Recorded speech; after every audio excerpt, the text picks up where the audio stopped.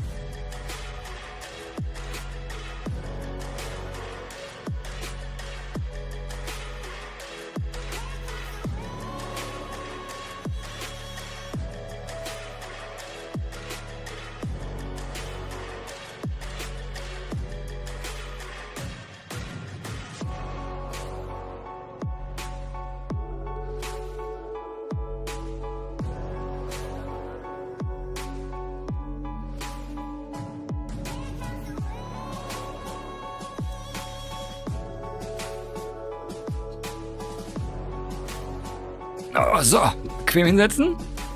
20 Sekunden.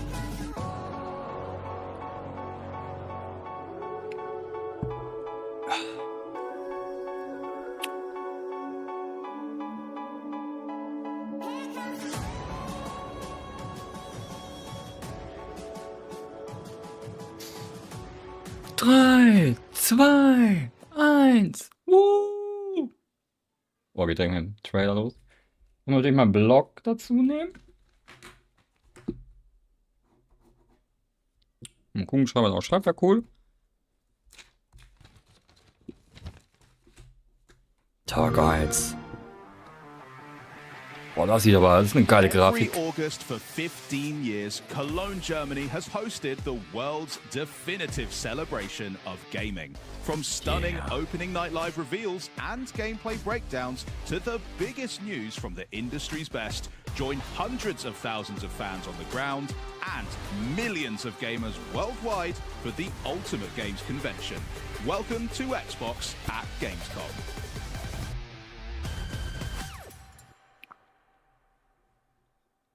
Ja, doch.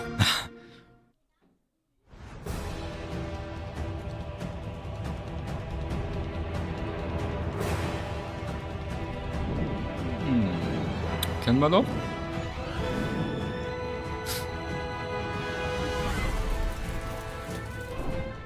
A war to end all wars. A war whose victor shall rule Norzelia in her glorious entirety. Gab es ein ähnliches Spiel schon mal? Roland, Lord Wolfwater, there is no saving me.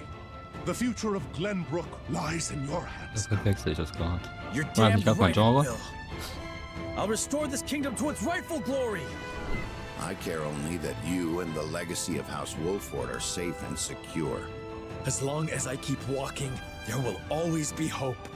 You are responsible for more than just your own life now. This battle is but the first step on the path Lord Serenoa has laid before us. Let us take this first step together and rejoice. Nothing. You are free of sin.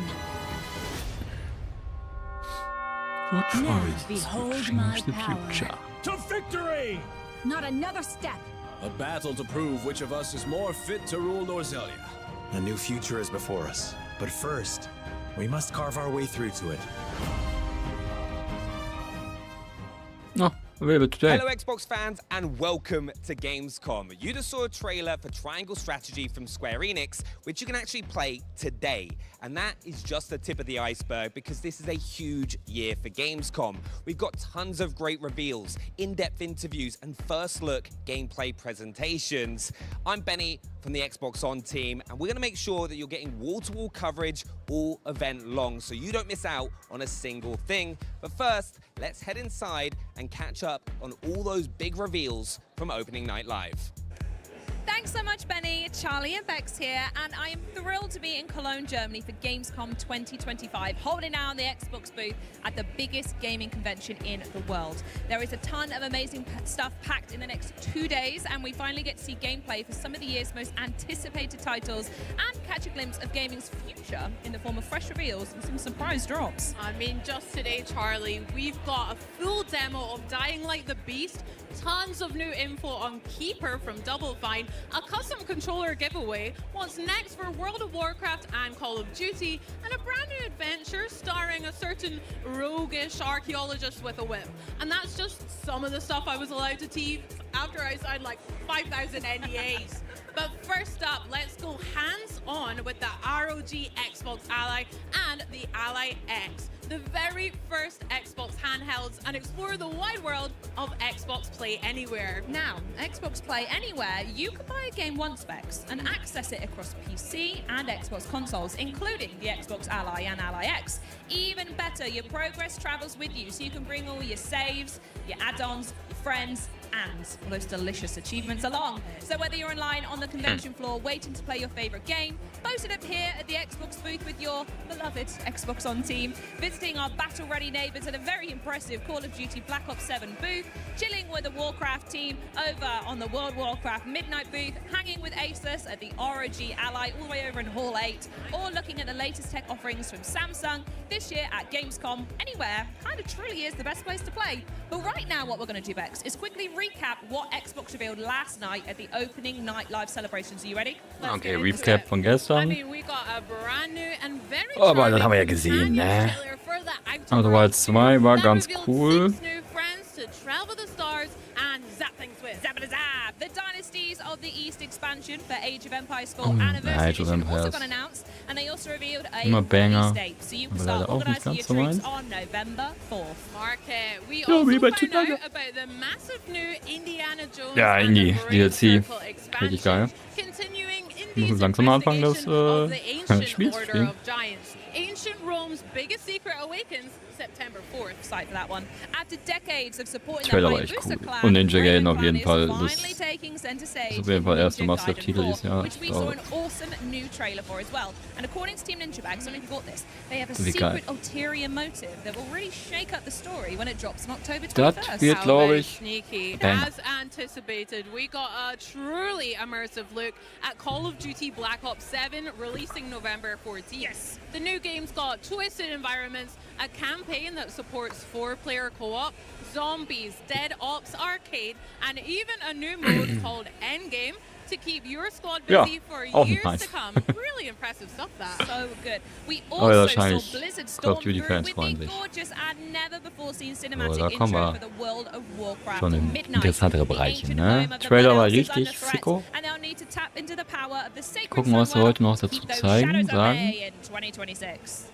Ein paar Fragen wieder We'll offen, have ne? even deeper looks at So, titles that Ground were ist frei. shown at opening Deswegen sind wir night eigentlich live, hier. like Keeper, Lego Dying Voyagers, Like the ja. Beast, and Dying Light ist Voyagers. wahrscheinlich auch cool. And in a few hours, Keeper this very könnte so ein cooler Geheimtipp sein zum broadcast Chili-Milli special abgehen. edition of the official Call of Duty podcast. But to get the party started, here comes all the latest details on the Xbox Ally, which has been so hotly anticipated ever since it was announced at the Xbox Games Showcase. The vision around Xbox has really transformed over the years of people playing on multiple devices, people playing anywhere. We know what players want. They want to game on their own terms. This was a #1 request from our fans. We're working in close partnership with Asus on a brand new handheld called the Xbox Ally and the Xbox Ally X. The best game library on the go basically changes everything. It feels like we're finally hitting an inflection point now where I'm able to take the game that I'm playing on my beefy home PC gaming rig and take it with me on a portable device. The big question a lot of players have is how are PC games going to play on a handheld form factor? The games are largely going to play like they do on PC. The Xbox Ally targets 720p, while the Xbox Ally X targets 1080p. Most titles will perform between 30 frames per second and 60 frames per second, but certain games have the potential to hit up to 120 frames per second. As frame rates rise and fall, variable refresh rate, or VRR, will deliver a consistent and fluid visual experience. Players can further fine-tune a variety of device settings in the command center, from optimizing battery life to remapping buttons. The Asus Armory Crate has 3 distinctive settings that are really great. There's the silent mode, for these dark gaming sessions you will have. There is a performance mode, so your battery life is optimized. And then, of course, for the top performance factor, you would use turbo mode. When we talk about optimizing for handheld, it's less about stripping games down and more about ensuring playing the game on a handheld is as easy and effortless as possible. Games that run at 30 frames per second or above will get a should perform well on this device tag. Games that hit 60 frames per second or above will carry a should perform great on this device tag.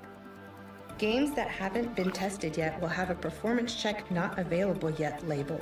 As more games are tested, updated and optimized, Dass er scheinbar direkt an den Spielen erkennen kann, wie gut die darauf laufen. This is about giving players a device with no obstacles to fun. So one example Jetzt is hilft mich ja making diese sure that it's going to work Idee mit dem seamlessly with Handheld the schon ziemlich controller. Are all cool. menus and prompts working as intended? And are those UI elements properly sized for the Aber wenn da smaller wirklich auch screen? so Steam und Another so drauf example of an läuft, dann essential compatibility feature is ist having a schon ziemlich gamepad cool. keyboard. If a game passes all these checks, they're considered handheld optimized and will be labeled as such. Ich On the habe die Xbox home Frage, screen, you'll find a new ob Microsoft handheld nicht optimized einen channel eigenen that will Handheld curate nach these nächstes Mal, wenn titles es for ja players. rausbringt.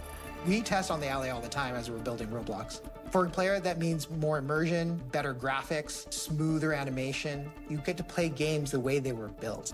If you're playing Ja, Doom und the die Dark Ages on the Roblox als PC or the console, you expect an ultra-responsive, fast action FPS. Dafür wahrscheinlich auch ein Super On Nintendo. your Xbox Ally, Doom the Dark Ages will be every bit as fast and responsive as you'd expect.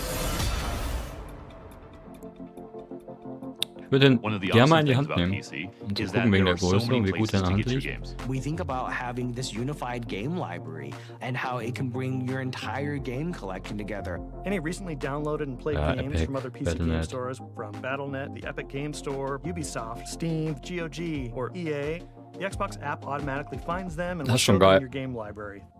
And right on the Xbox home screen, under most recently played. My most recently used game should be something that sticks with me everywhere I go, creating a unified user experience. You're going to see games you've played on Xbox. If it's a PC native game, you're going to be able to play it right there. If it's a console-only game, you're going to be able to stream it from the cloud. If you're down in your basement and you want to stream direct from your console that you've got upstairs, you're going to be able to do it. I'm able to continue to experience the worlds and characters that I love anywhere that I want to play. This is going to be awesome. Now we literally have a device that could go with you everywhere. Schönes Teil. Hey there everyone, I'm Henry and today I'm joined by Dom and Brianna from Xbox and Gabe from our friends at Asus, Gabe. who are going to tell us Natürlich, a Gabe whole nicht zu lot vergessen. about the ROG Xbox Ally and the Xbox Ally X, which are the very first handhelds giving Xbox fans the freedom to play anywhere. Thank you so much for being here and welcome to Ja, dass sie direkt wieder zwei Versionen rausgebracht haben, finde ich halt irgendwie so. Getting everything ready, but we're super excited to be here. Well, I gotta say, it's incredibly Wenn willst du ja eh distracting die having beste the LX Version in front of me. I von so einem wanted to just Handheld. grab it and have a Und go, but mal ganz ehrlich, einen weißen Handheld will doch kein Schwein haben. making a handheld right now. Handheld gaming felt like a really natural next step for Xbox. Ich weiß Being nicht, able to break out of the living ob room solche and Sachen play da nie lang anywhere is getestet so werden, central to our aber vision weiße of putting Controller players in etc., center, das ist alles Müll. wherever and however you want Alles. to play. And we saw this wave of innovation Sieht cool happening aus, in the handheld aber halt space auch nur from bis du es brands benutzt. like Asus, and we knew that we could fuel that with so much more energy from Xbox. So when we started talking to Asus, it became apparent like how much more we could do together. We share the same obsession with our players and our devices and gaming in general.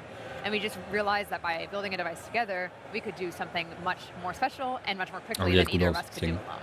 And so that's what brought us to the Xbox Ally. The Xbox Ally really brings together that power of Xbox with the full freedom of Windows.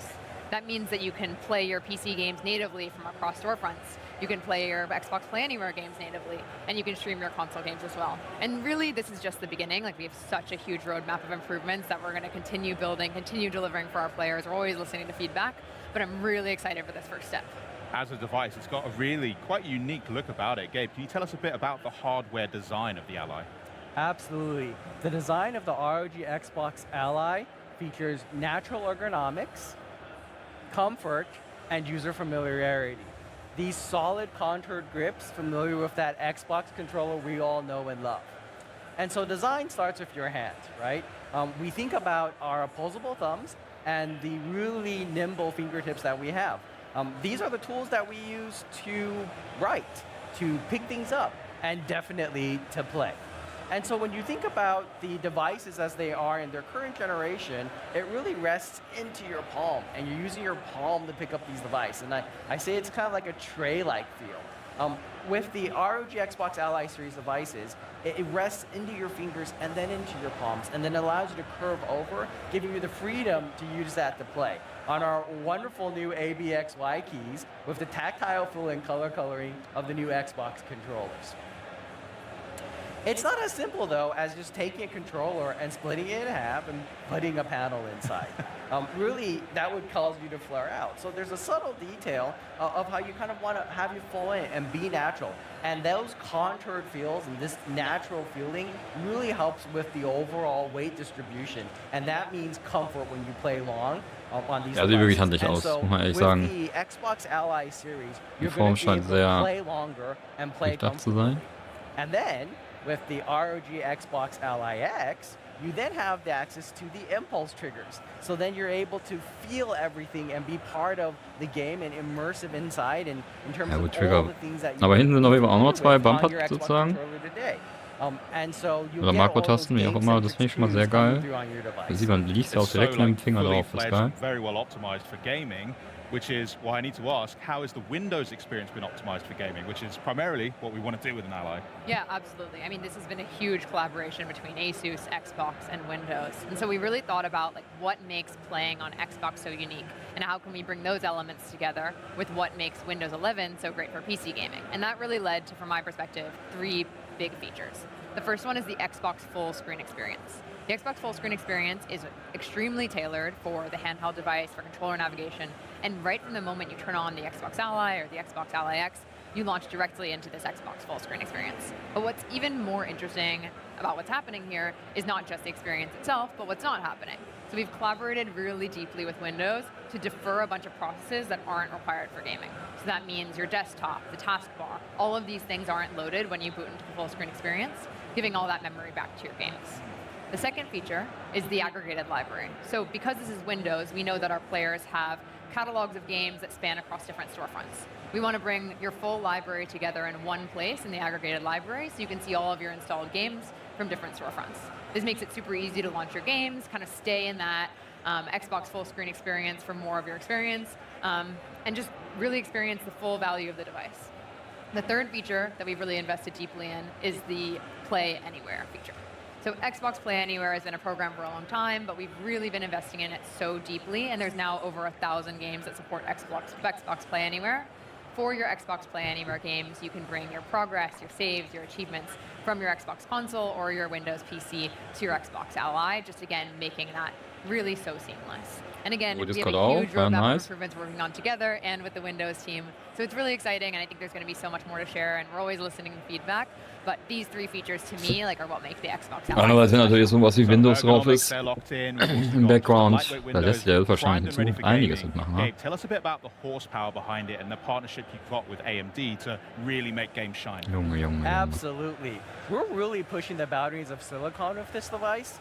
Efficiency is the Xbox Ally superpower. These class of processors are tuned specifically for handhelds. I'm super excited to talk about what's in the Xbox Ally X. It hosts the Ryzen AI Z2 Extreme. We've taken the best performing processor on the market and added MPU. That means you're ready for new frontiers in local AI gaming while having the best efficiency possible on these new amazing generational changes with the Z2 Extreme. For the normal Xbox Ally, we have the Z2A, the first time a handheld processor of this type has been productized for Windows. So that means amazing performance from 15 to 20 watts. Again, efficiency is the superpower. And so for that part, I would say we also can include AMD's fluid motion frames. AMD's fluid motion frames bring smoothness and additional frames to allow you to enjoy that wonderful gameplay that's available for thousands of games and only on Windows. Lastly, I would say we're going to bring the power of AI to our devices. So for both the Xbox Ally and the Xbox Ally X, you'll be able to have Copilot for gaming, a game guide you can call from the Xbox menu that assists you while you play. It's all super exciting. Brianna, I don't think we should keep anyone waiting any longer. why don't we take a look at how the Xbox Ally X works? And I think we should get a camera in here as well so that people at home can definitely take a look. But show me how you turn on one of these things. Viel wichtiger ist der Preis, One thing that's Leute. great is there's a fingerprint reader on the power Auch wenn er den jetzt wahrscheinlich auch nicht sagen will, Leute. As Dom mentioned, we made a lot of improvements in Windows to help add gamepad navigation across the device. So I can press A to dismiss the lock screen, and I can navigate all elements that I would expect to with a gamepad. One of the features I really love is that we've added gamepad indicators to the pin pad. So if you're familiar with them on console, you'll be able to enter your pin or have your own kind of combination that you would have to put in your password quickly. You can also use directional navigation, and we really want to give the flexibility to the players of how they want to get into their gaming session. Cool. So I'm not going to peek at your pin, don't worry. No one's going to look like that. what the pin is. I'll get my own later, don't worry. Yeah. So I'm going to quickly put in a pin for this device, and you'll boot right into the Xbox app. Cool. And what's the first thing we're kind of seeing here? Yeah, this is that Xbox full screen experience that we've talked about. So it boots directly into this experience. It's really tailored for gamepad navigation, for the handheld screen, and again, it doesn't even load those processes that aren't required for gaming. In some of our initial estimates, this shows an estimated 2 gigabytes of savings in memory, which can all go back to your games, which means faster startup times and less idle power draw. Absolutely. I mean, that was super snappy just to get into that. I mean, super cool. And I've got to say, big compliments on the library that I can already see when you run us through a bit of this experience as well. One of the buttons that we've added on this device is a library button, so you can push that and it'll take you right to your library. Okay, Dom that's cool. mentioned about the aggregated library. Drück der You'll Knopf, see these new in die indicators across the thing. So hey, these are my games from the Game Pass. Bibliothek zu kommen These are the ones für alle installed Games. from other storefronts. And we really want to make sure that when people play a game in the library, they know what save they're doing. You might be like me and you own the same game across multiple storefronts. Your save files are so important. I'm very guilty of that. And so you want to make sure that when you launch your game, you know where it's coming from, and you're able to kind of get that jump back in where you expect. Amazing. Can you launch up a game for us? I'm going to let you choose. Yeah, so let's launch up Gears of War. Good. You can see that the bootloader that we have launches full screen. That really takes you to kind of that immersive experience, so you're not seeing those desktop elements that Dom mentioned previously. Very cool.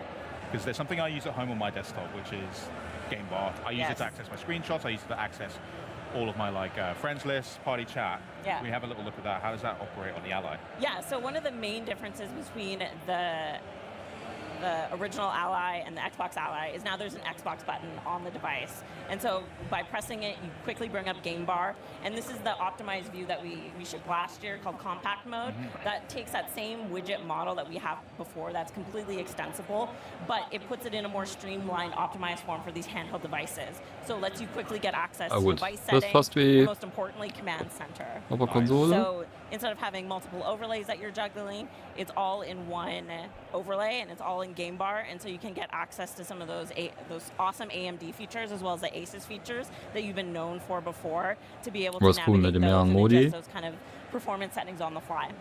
As a person who is already a multi-device user, it does instantly feel quite familiar as well. Like across my console or my PC, I'm kind of getting this very fluid and connected. Battle war auf jeden Fall auch direkt da oben mit drin. So we could jump back into Gears of War, but we know this is a fully fledged Windows sehr gut device. durchdacht bisher. What else can you do with it? Are there other apps that you can use? Yeah, so one of my favorite features is we've added a new custom task switching view. So by long pressing on the Xbox button, you'll get this new experience where you can quickly bumper between existing applications as well as go to the Windows desktop if you need to kind of tweak something that you can't do easily. And it really kind of makes it feel fast and fluid. And so if you're using Discord or getting a little hint and edge, you can quickly bumper between them and then go back to your game really smoothly. So snappy. Ja, Game Preview gedöns hatten wir auch schon auf der Xbox. Yeah, I mean, this is really our Xbox experience reimagined for handheld gaming. Built in collaboration with Asus, Windows, Xbox, and allows you to Sieht have zumindest sehr Xbox aus, finde ich sehr gut. But really, games are at the heart of what makes a great Xbox experience, and that's why we're developing a new program called the Handheld Compatibility Program. And this will help you really easily understand what games play well on your device across things like text size, controller navigation. And so we're really excited to announce this program and work very closely with our developer partners on it as well to help you have the best possible Natürlich gaming Steam da drauf, das wäre schon ziemlich geil, ne? So all of that, and I hear that you've also brought a little video for us to check out. Should we just load that up now? Let's do it. Gerade so für diese ganzen Indie-Games und so, die müssen ja locker auf so einem Ding laufen. This is gonna be awesome. Ja, awesome. Aber nicht, wenn das Ding 700 € kostet.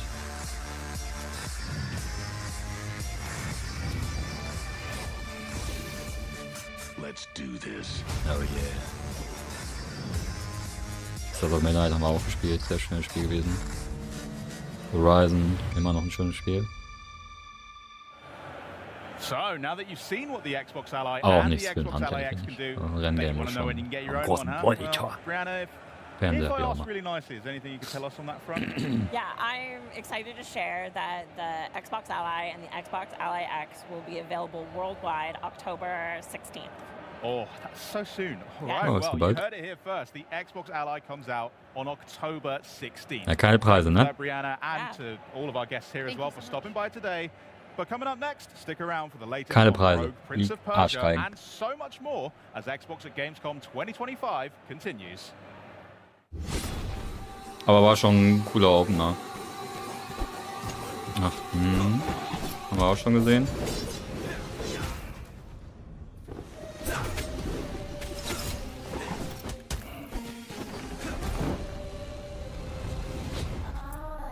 Auf jeden Fall sehr cool, interessanter Ansatz. Schön, dass die Prince of Persia, wobei da spielt man jetzt ja nicht ihn, wenn ich das richtig verstanden habe, der so auch leben lassen haben.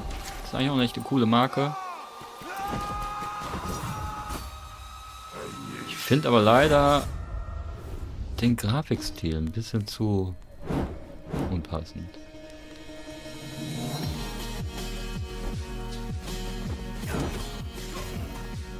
Gefällt mir nicht ganz so, muss ich ganz ehrlich sagen. Es wird zu wenig. Ich weiß nicht, wie ich es beschreiben soll. So schlecht cartoonig schon irgendwie, so wie so ein alter Cartoon. So wahrscheinlich auch beabsichtigt, aber ein bisschen mehr wäre cooler. So an sich die Idee, ein Side-Scroll Roguelike finde ich schon ziemlich cool. Haben wir nicht so viele von. Und auch Combat sieht auf den ersten Blick echt geil aus.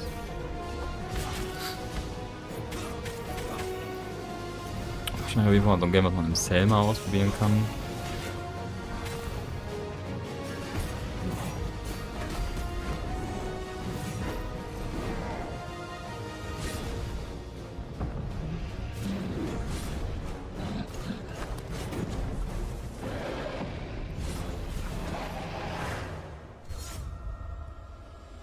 Aber wir können es mal aufschreiben. Eigentlich ganz cool. You might think that the Rogue Prince of Persia is just another 2D action roguelike, and you'd be wrong. Yes, we have plenty of deadly weapons, powerful abilities, and game-breaking builds, but what makes it different? I'm going to tell you. This is 2D parkour in full flow. You will run, vault, and somersault through the world, blending traversal. Ja, der sieht halt super fluid aus, ne? Ich glaube, das macht auch echt Spaß, wenn du da richtig drin bist. Also die Kombination mit dem akrobatischen Parcours ist schon ziemlich cool. Sieht echt gut aus. Every fight is a chance to move with style. You're not just swinging a sword, you're fighting with everything. Kick enemies into traps or into each other. Vault to dodge attacks. Wall run over hazards. Dive to stun. Boot rocks and arrows into the faces of your foes. It's like playing a Jackie Chan movie as the Prince of Persia. This is acrobatic and Ja, das klingt natürlich eigentlich genau das perfekte Spiel für mich, ne? Jackie Chan. Damn good doing it. The story holds more surprises. The prince must live the same day over and over, searching for a way to stop an enemy invasion that his actions have triggered. You must learn from each run, discovering how to save key characters and family members and bringing them to the oasis outside of the time loop to unlock new biomes, items, and story beats. Only by exploring the entire city, from the depths of the mines to the top of the lighthouse, will you find the one path that will give you the chance to change the fate of Persia. And the soundtrack? Woo! An unheard of combination of traditional Persian instruments fused with modern trap. It drives you forward. Every run has a rhythm, every fight has a beat, and we guarantee you'll be listening to it when you're not even playing. So there you have it. The Rogue Prince of Persia offers a unique combination of 2D wall running, environmental combat, a branching narrative, and a pulsating soundtrack. Ja, könnte echt was sein. Usual tasty Aber roguelike ingredients. This is a roguelike with rhythm, flow, sieht echt cool and aus. style. Außer gesagt, der Cartoon-Stil ist nicht ganz meins. Wobei es in den Sequenzen ganz, aber dafür finde ich den Cartoons hier gar nicht so schlecht. Auch jetzt hier bei dem Bild sieht das mal gut aus, aber in-game habe ich das nicht so sehr gefallen. Aber ist egal. Grafik ist nicht alles. Set against an inspired, vibrant Persian-inspired landscape. It's clear why it's the most anticipated action. Aber wie geil sich jetzt die Leute da in den Hintergrund stellen, nur damit sie gesehen werden. Ah, ja. Ich bin live. Marketing Manager Matthew Houghton. Gentlemen, welcome. Now, Ja, er jetzt auch. First thing, Junge. thanks so much for joining us. And I've got to ask, was that, from what we saw in the back of that trailer, did I see what I think I saw? I think so, yeah. Are people, which one of you would like to reveal it, if anyone missed it? Basically, the game is out now on Game Pass. Was? Right now. You can go play it as you want. Right, Junge. And also, like, for those that don't know as well, Das war richtig gehört. this game reinvents Ist jetzt raus, a Game classic Pass. franchise. And in the Muss ich past, direkt we nebenbei die worked Xbox on anschmeißen? games like Dead Cells, The Evil Empire, and fantastic DLC like Castlevania. Ja, das How kriegen wir has jetzt it nicht hin. been taking a beloved franchise like Prince of Persia Junge, and kind of jetzt steht der bringing Typ a da new hinten. genre to the mix? Boah, kann ich mich so drüber aufregen, ne? Extra fett vor diesem Xbox-Schild. Because obviously, like, we've got a load of fans of the franchise in the team. Like, lots of people who played Sands of Time, even people who played like the original back in the 90s. Yeah. And so there's like that pressure to take this franchise into a different direction. But it's great because it actually gives us something like to really focus on. Like, we knew we wanted acrobatic combat, Yeah. we wanted a wall run, we wanted this like real Persian-inspired vibes. So that helped to kind of like keep us on the right path while integrating our like Glaube. knowledge to make something which we think is unique. Guck mal, einen anderen Monitor. Absolutely gorgeous. And you've been having the game on early access recently, but for those that haven't been able to play early access, what can people expect when they hop on to Rogue Prince of Persia? So yeah, basically you can expect 2D action roguelike with kind of acrobatic combat mixed with a wall run, which we think is unique in a 2D game. So basically you have a whole moveset on top of that. So you've got like a kick, a vault, a dive attack. So basically you're going to be flowing through traversal into combat and back again. And there's also like a branching narrative behind that as well. Yeah, nice. And also, you've been asked, you've had early access for a bit now, and you've been asking for loads of feedback from players. What's been some of the ones that has like kind of been the most surprising or inspired bits of feedback that you've taken on board? Well, we've gotten tons of feedback from players, especially from the guys we have on Discord. We have like a very supportive and dedicated community of players there. And it's like, it's almost day-to-day talking with them. It's like they are part of the team. So we just work with them as if they were part of the development, you know. And so one guy, Opelit, is making the wiki for the game. Yeah. It's super detailed, even more detailed than what we have in the studio, you know. These guys, they know the game by heart.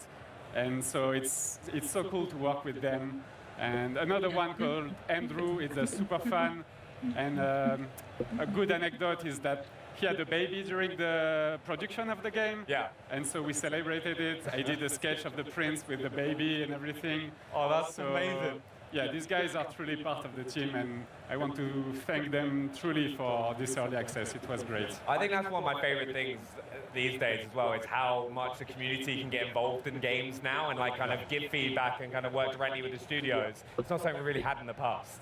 Yeah, that's something truly unique, and like the instantaneity of it is awesome because you can just ask a question, brainstorm an idea about like game design or whatever, and they would like answer directly. Yeah. And it's so great. Now, also, one thing, a lot of fans have been asking about the story of Rogue Prince of Persia and how it's going to evolve over time. Can you go a bit more into that? Yeah, so basically the story, you basically start off and you've kind of accidentally triggered an invasion of Persia, and then you've kind of got to figure out a way by going into the city each day and trying to find clues, and then by finding the clues, you unlock biomes, and then maybe you have to like take an item and do something with it to then unlock something else, find a character who then tells you somewhere else you can go. So it's basically kind of like a puzzle in real time as you go through each run to find the one true way to finally save Persia and rectify your mistake. And like you said about clues, right? Something that we will expect, hidden elements in the game. Are there some of those for us to find? Yeah, there's definitely hidden rooms where, you know, like you'll find characters and stuff. I'm trying to think back, for example, but definitely where you find the Lali, that's kind of like hidden stuff. But it's Prince of Persia, there's got to be hidden rooms somewhere. I was hoping so, because I love the old games as well. And players been like, one of the most things, well, when you look at the game, first of all, the visuals. It is visually stunning, the comic book style, and like, you've obviously massively behind this. Could you go a bit more into what inspired you and how you kind of worked on the design of the game? For sure. So we wanted the game to have a unique look, like something that would not have been made before. And so, since it's a very 2D game, we wanted to embrace that aspect and have something very graphic with these patterns, the borders, and everything is. So it's inspired by the Persian miniatures, which are art from like back in the days in the ancient Persia, and this would be very graphical images painted by hand. And so we tried to incorporate some of these elements in the art direction of the game. And the other inspiration is the French comic books. Yeah. So we really wanted to have some of this in the game because in the art team we are big comic book lovers. And because we wanted to be super like innovative, we used Moebius as a reference because nobody does that in the games. No, yeah, but he's a great artist, so he was one of the main reference. And also, you mentioned Discord earlier as well. Have you like taken any fan-inspired feedback on some of the art that you used in the game? For sure. We had some fun contests on the Discord. And so, for example, we had a skin contest at some point, and player would like draw whatever crazy type of prince costume, and so we had like a voting for the favorite skins, and I think 8 or 9 of them ended up in the game. That's amazing. So that's great. That must be I can already see though how much you kind of work with your community already, and if there's anyone else who wants to get involved, are they able to do that as well? You mean the players? Yeah, like the players can get involved to give feedback. Yeah, for sure. Like in the game design, we changed tons of stuff. Like for instance, we have this medallion system, which in the beginning was maybe too complex. And so we worked with the community to make it simpler to understand, but also more fun to like right when you play, you understand how it works. So we iterated a lot of like game design elements. Yeah. Yeah, along the game design as well, you did a major art revision for the game as well from when you started. You so much so, you made a mini documentary about how that happened. How was that? That was a long walk. So, long story short, when we released in early access, we knew we were going with a bold and unique look, and we knew not everybody would love it.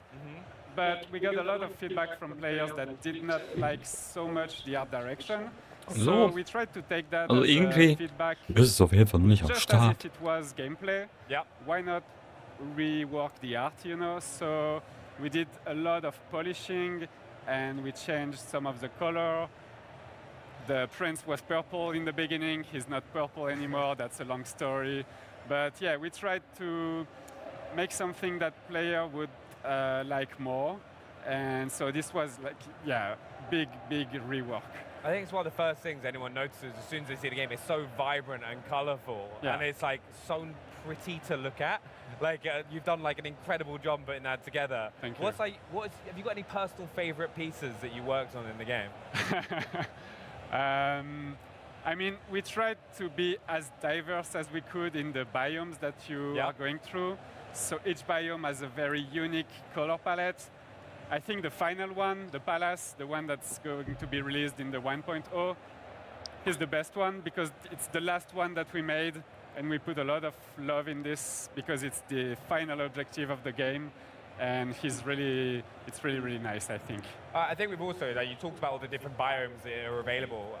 We've got to talk, how do you work on kind of making those beautiful backgrounds that you kind of interact with, and then the kind of the combat gameplay? Because it must be kind of difficult to manage. That's a challenge for sure, because the gameplay is very fast-paced, and the traversal is challenging. So you have to be able to read everything very quickly. So we try to have something that is very simple, yet tells a story. So whenever we can, we have rooms in the game that tell like environmental storytelling, but it's not during the combat phases. So it's a subtle balance between readable gameplay and background that tells a story. Yeah.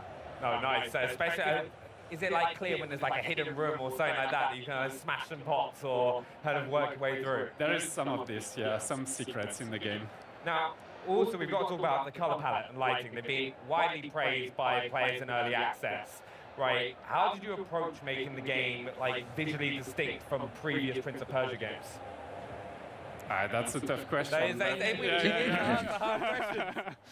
I mean, I talked about the inspirations already, so these two, like the Persian miniatures and the French comic book, we tried to combine that into a unique look that when you see it as a thumbnail, you instantly recognize it, and it's almost as if it was taken out of a picture book. I mean, that was the objective. And yeah, we tried to embrace the graphical aspect of it. Also das Lauf, also das Movement an sich, das sieht so fluid cool aus. Any moment you look at it, it's like always bright and popping out. Yeah. It's like a thumbnail. Very colorful, yeah. It's available today. Okay. Nur wann? Habt ihr nicht gesagt. But they're hopping on from, haven't played early access, and they're hopping on to Rogue Prince of Persia. What kind of experience can they expect to play? Because it's challenging, it's beautiful, it's vibrant. There's a lot more depth to the game. Kann ich jetzt hier nebenbei auf expect to be challenged, but it's easy once you get it in your hands and you can feel like doing a wall run and swinging off a pole and diving down an enemy, like it is super satisfying. So just be prepared for like acrobatic combat, use all your moves, like we said in the deep dive trailer, like it's like playing a Jackie Chan movie. You're just like, you're kicking someone, you're blocking something, and then you're jumping around everywhere, like just be prepared to have fun, I guess. Yeah, and just explore everywhere. Because there's always something to find. Explore. That's always the thing I fail in doing. I'm always like trying to speed run everything. Das ist lustig, die haben wir sogar im Store, also im Xbox Game Pass. Extra ein Reiter für die Gamescom und nicht immer da ist das Spiel dabei. Go play the game now. It's out, so I mean, go play it. Yeah. Das Problem ist, ich kann nicht mal das Spiel finden, wenn ich es suche. Das ist ein bisschen strange. Das war doch vorher auch schon angekündigt. You can start sharpening your platforming skills and scimitars right now. And remember, the Rogue Prince of Persia is available today. And in case you're buzzing for even more 2D fighting action, here comes a trailer that's a little less reflex and a little more tactical. Then we'll be back to check out all that's new in Grounded 2. Don't go anywhere. This is Xbox at Gamescom. Fight. You asked for this. Here's a game und den noch immer auflegen. Aber das ist hier nicht rein. This is but a squall before the storm of battle. Prepare yourselves at once. Time to prove myself. Verrückt. Schade. Ja. Wobei ich sagen muss, der ist hier für so einen alten Pixel-Stil, sage ich jetzt mal. Aber das ist ja kein Pixel-Stil mehr, das ist ja wirklich schon clean. Finde ich aber interessanter als wie das wir vorhin gesehen haben mit diesem Pixel-Look. Das kann ich mir ein bisschen besser geben. Wobei ich halt das andere sah halt wahrscheinlich spielerisch und storytechnisch viel interessanter aus.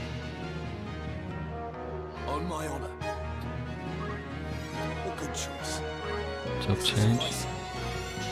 Okay, das sind dann die Klassen, ja. Holy Sword.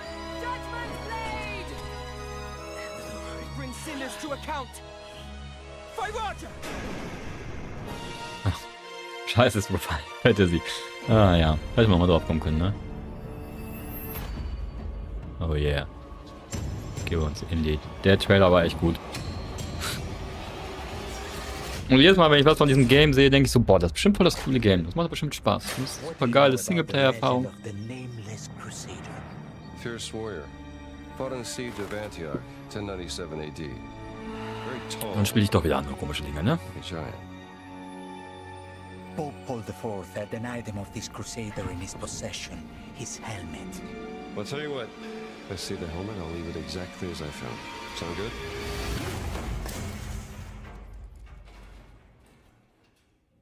Oops.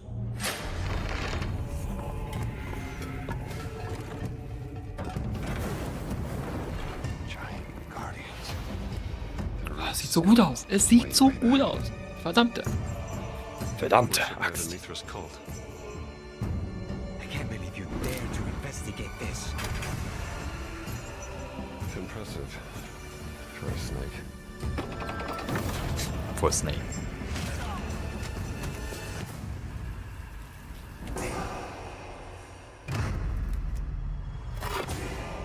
It says Semper Vivus.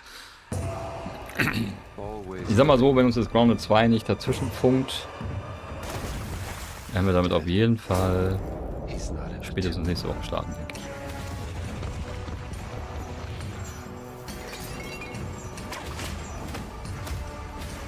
Ich glaube, so Singleplayer erfahrungstechnisch könnte das genauso mein Game sein. Ich bin zwar kein Indianer-Fan. Also Indianer-Fan bin ich schon, aber nicht Indianer. Ja. So, Order of Giants. 4. September. Da haben wir noch, was, 20? Ja. Bis dahin können wir vielleicht das erste Spiel noch durch haben. Indiana Jones and the Great Circle Order of Giants, which we'll be taking an even closer look at in a little bit of time. But now it's time to dive into a game that hits a little closer to home as we learn all about the big bosses, bigger biomes, and brand new big buggies coming to a park near you in Yes, Grounded 2. Grounded. We've got Jetzt geht's Chris los. Parker and Justin Vasquez here from Obsidian and Eidos to break it down into very small, Aber wie süß, die haben so ein teeny tiny Ende-Anstecker. I Voll mean, geil. they say good things come in Ich will auch einen. small packages, so thank you so much for helping me unwrap these presents today, guys. How are you today? We're well. Thank you for having us here. We're very excited to be here to talk about the game. Was Neues. Yeah, doing great. Super excited to be here. I'm honestly so excited to gush all about the fun I've been having in Grounded Voll. 2 since it launched now a month ago into early access. So I've been having a blast, but how's the experience been for you two? It's been an incredible experience. We're so blessed to have such an amazing community around Grounded 2. Ich glaube schon, unsere Grounded Community ist big. Aber vom Herzen her. Oh, dieser Ameisenanstecker, wie geil der ist. Ich will den auch. Now everything that they're doing with it, all the fun they're having with buggies, all the fun they're having in the park, all the different builds that they're making and breaking, and all the great feedback we're getting. Ja. It's just getting us super Wird excited. von dir mit deinem Bild. Really Funktionieren eh nur zwei richtig gut. make the best Grounded 2 possible with our community. I love that. Chris, have you been having a good time with it as well? Yeah, I'm just so excited about how well it's been received because, you know, when you're making a game, you have this passion, you have this joy, you really want it to be something that the community is going to love, and they already love Grounded 1, right? So much passion there. And so until you get that into the players' hands and the community's hands, you just don't know exactly. You know, you can hope, but until they've actually sort of tasted that meal, you don't know how it's going to go. And so it went out there, people are super excited about it. They have tons of stuff to say and tons of great ideas, and we love that. And it's just been really exciting. Amazing. Well, I've tasted it and I've really enjoyed it as well. We've been digging in a lot. It's been so much fun. And obviously you mentioned buggies, one of the big new additions in Grounded 2. And how has community feedback helped improve and expand that kind of area of the game for you guys? That's a really good question. For us, the buggies were such an important feature to bring to light because it was the #1 requested feature from Grounded 1. Yeah. And so it was a big reason why we wanted to do a sequel in the first place, because we knew to do the buggies properly, we'd have to build the whole world from the ground up to support them and to really make them shine. Wow, okay. And so for us, it was a question of the balance of how much of this feature do we want to develop and solidify to make it a full experience and to really show the potential of the feature, but not go so far that we don't get the community's feedback. And so we feel like we found that balance with our Red Soldier and our Orb Weaver buggies, and now seeing how players are playing with them, what they're doing with it, and what they're asking for, not just for those buggies, but for future buggies, is really giving us a lot of clarity on where we want to bring the feature, how we want to fulfill its potential, and of course, what exciting new buggies we're going to be introducing in the future. Yeah, there's so many aspects to buggies.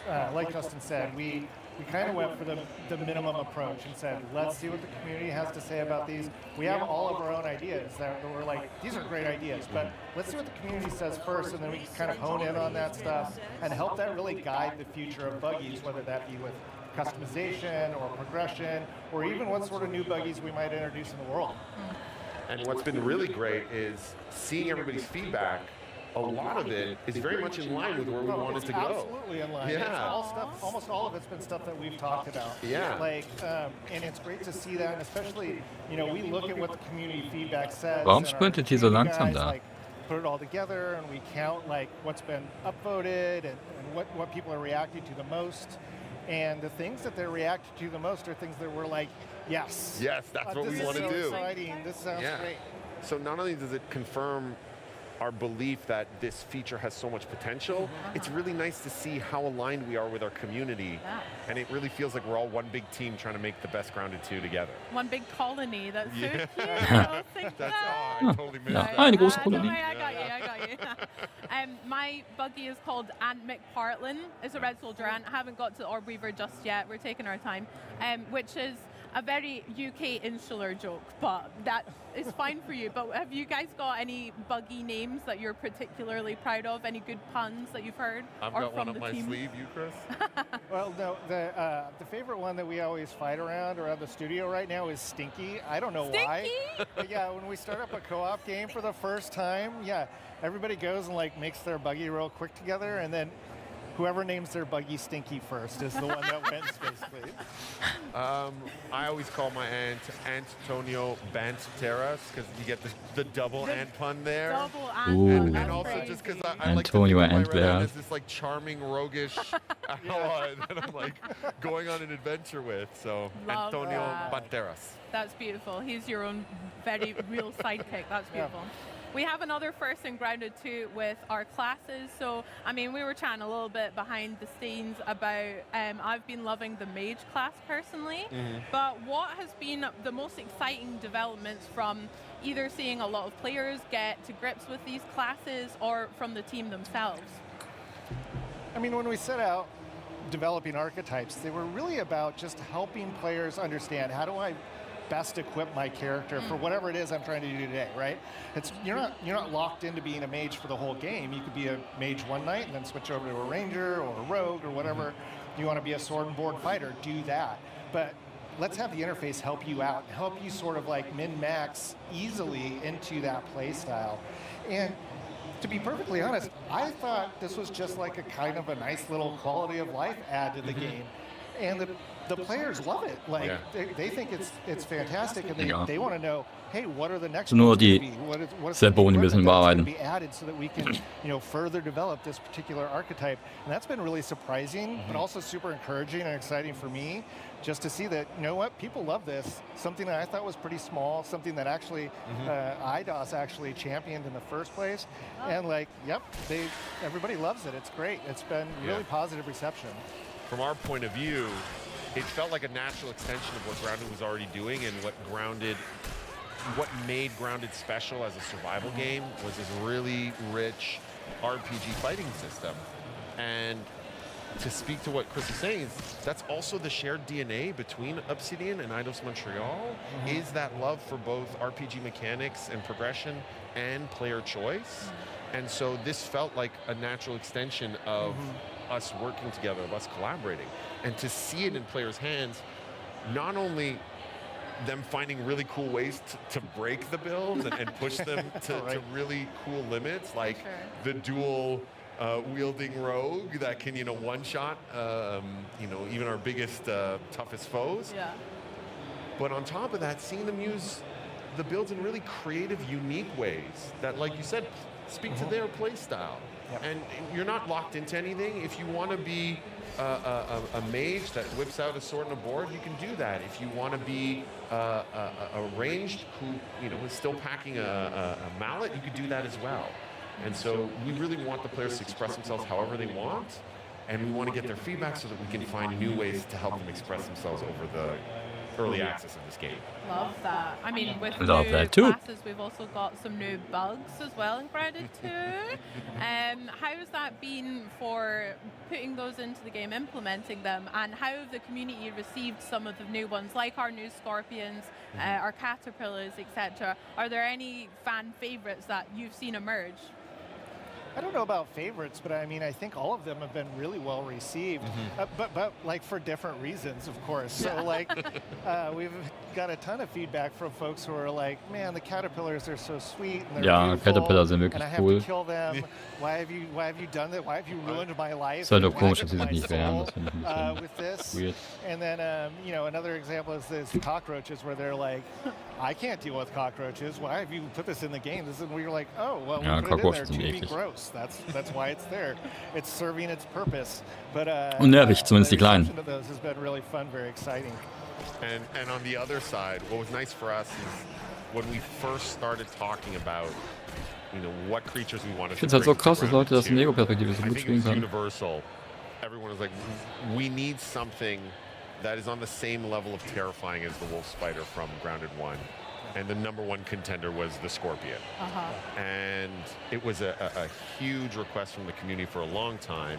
And being able to bring that to life, but in a way that like does justice to it being this terrifying predator coming after you, and seeing all these reaction videos. Komm, das ist schon cool, nur leider viel zu viele. People in their camps being, you know, hunted by the scorpion and popping out, them freaking out, trying to hide. Like, this thing is coming after me. What do I do? It's so rewarding to be able to like traumatize a whole new group of players in interesting ways.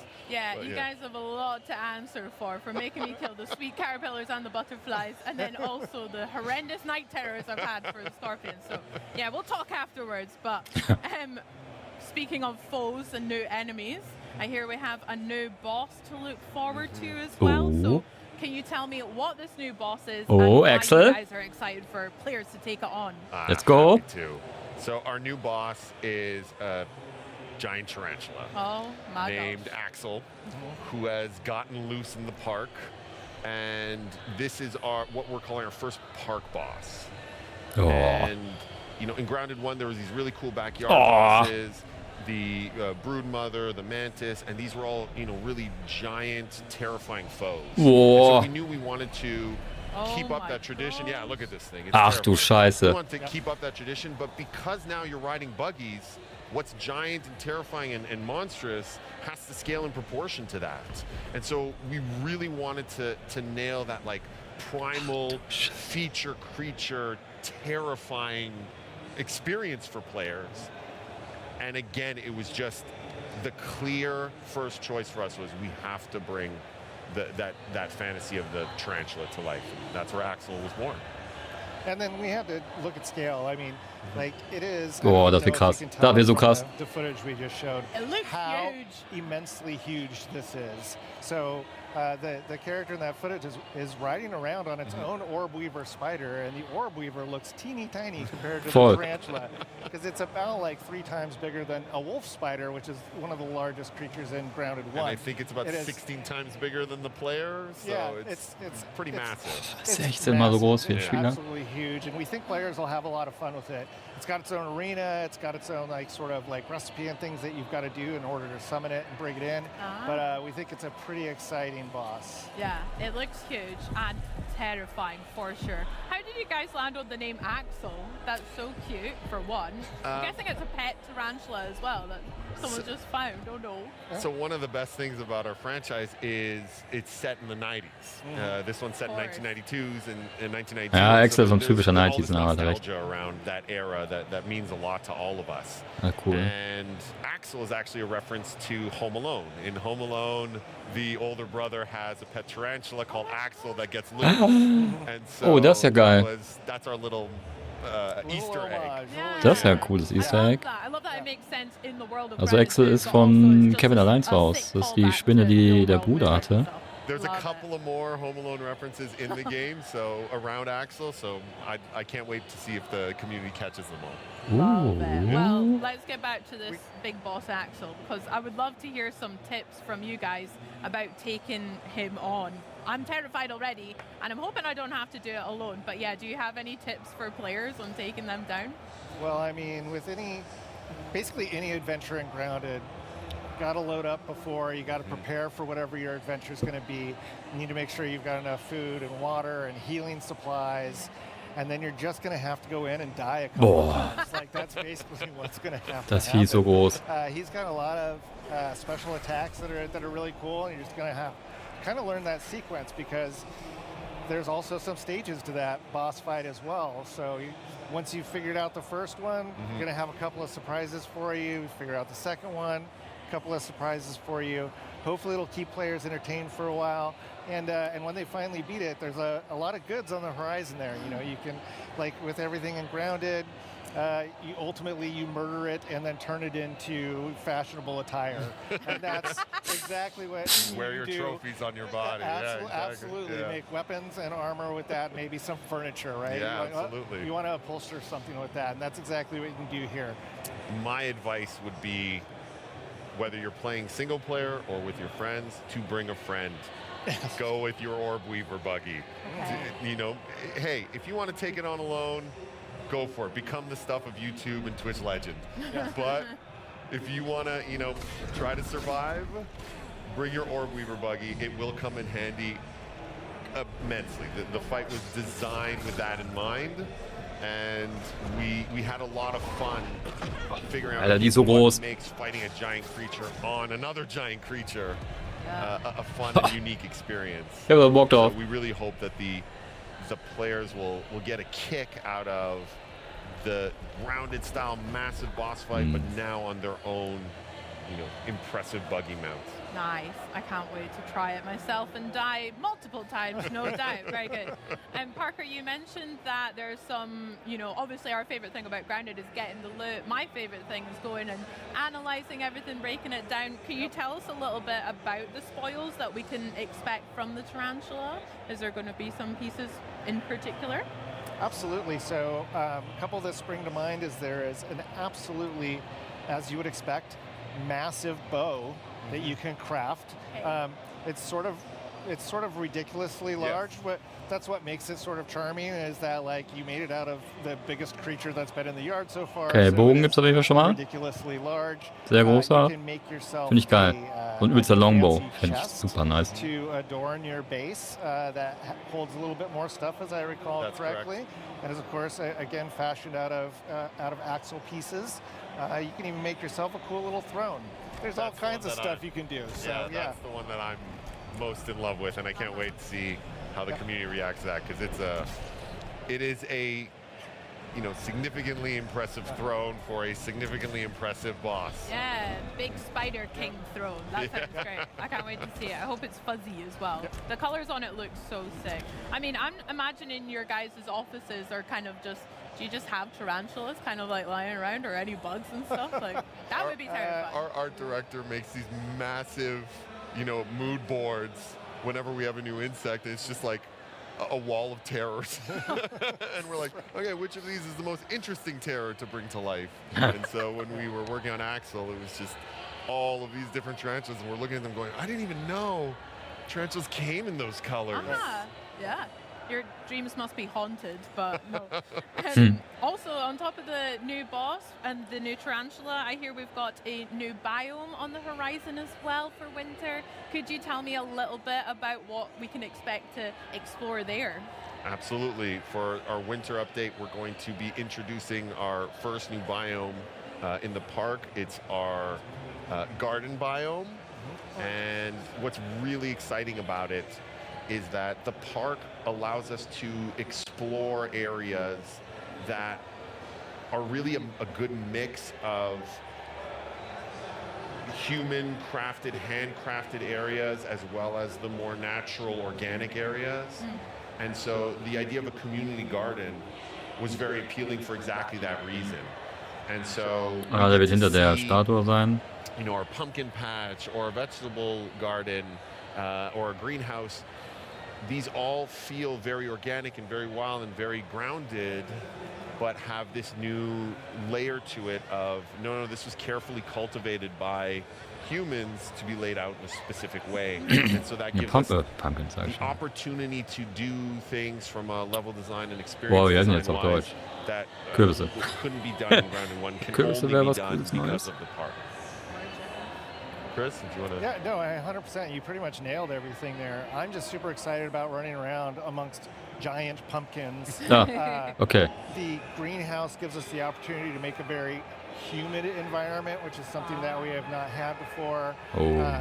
I think we have with the vegetable garden, we're doing some interesting things there that almost turn it into sort of like a hedge maze experience. Like, there's a lot of things that we're doing that I think are really fun, and and this was all sort of planned in our heads, at least loosely, from the beginning, where let's nail all the foundational stuff with our first early access release and make sure that all of those pieces are there, and then we can do some more experimental stuff. And so when we get to, after we have the Tarantula update in the fall, our winter update is going to be this first big one where we've got some new biomes and a lot of new stuff, new insects, of course, more equipment, all kinds of things on the horizon that we're really geeked up about. Heck yeah, lots to look forward to there then. Yeah. Oh my gosh.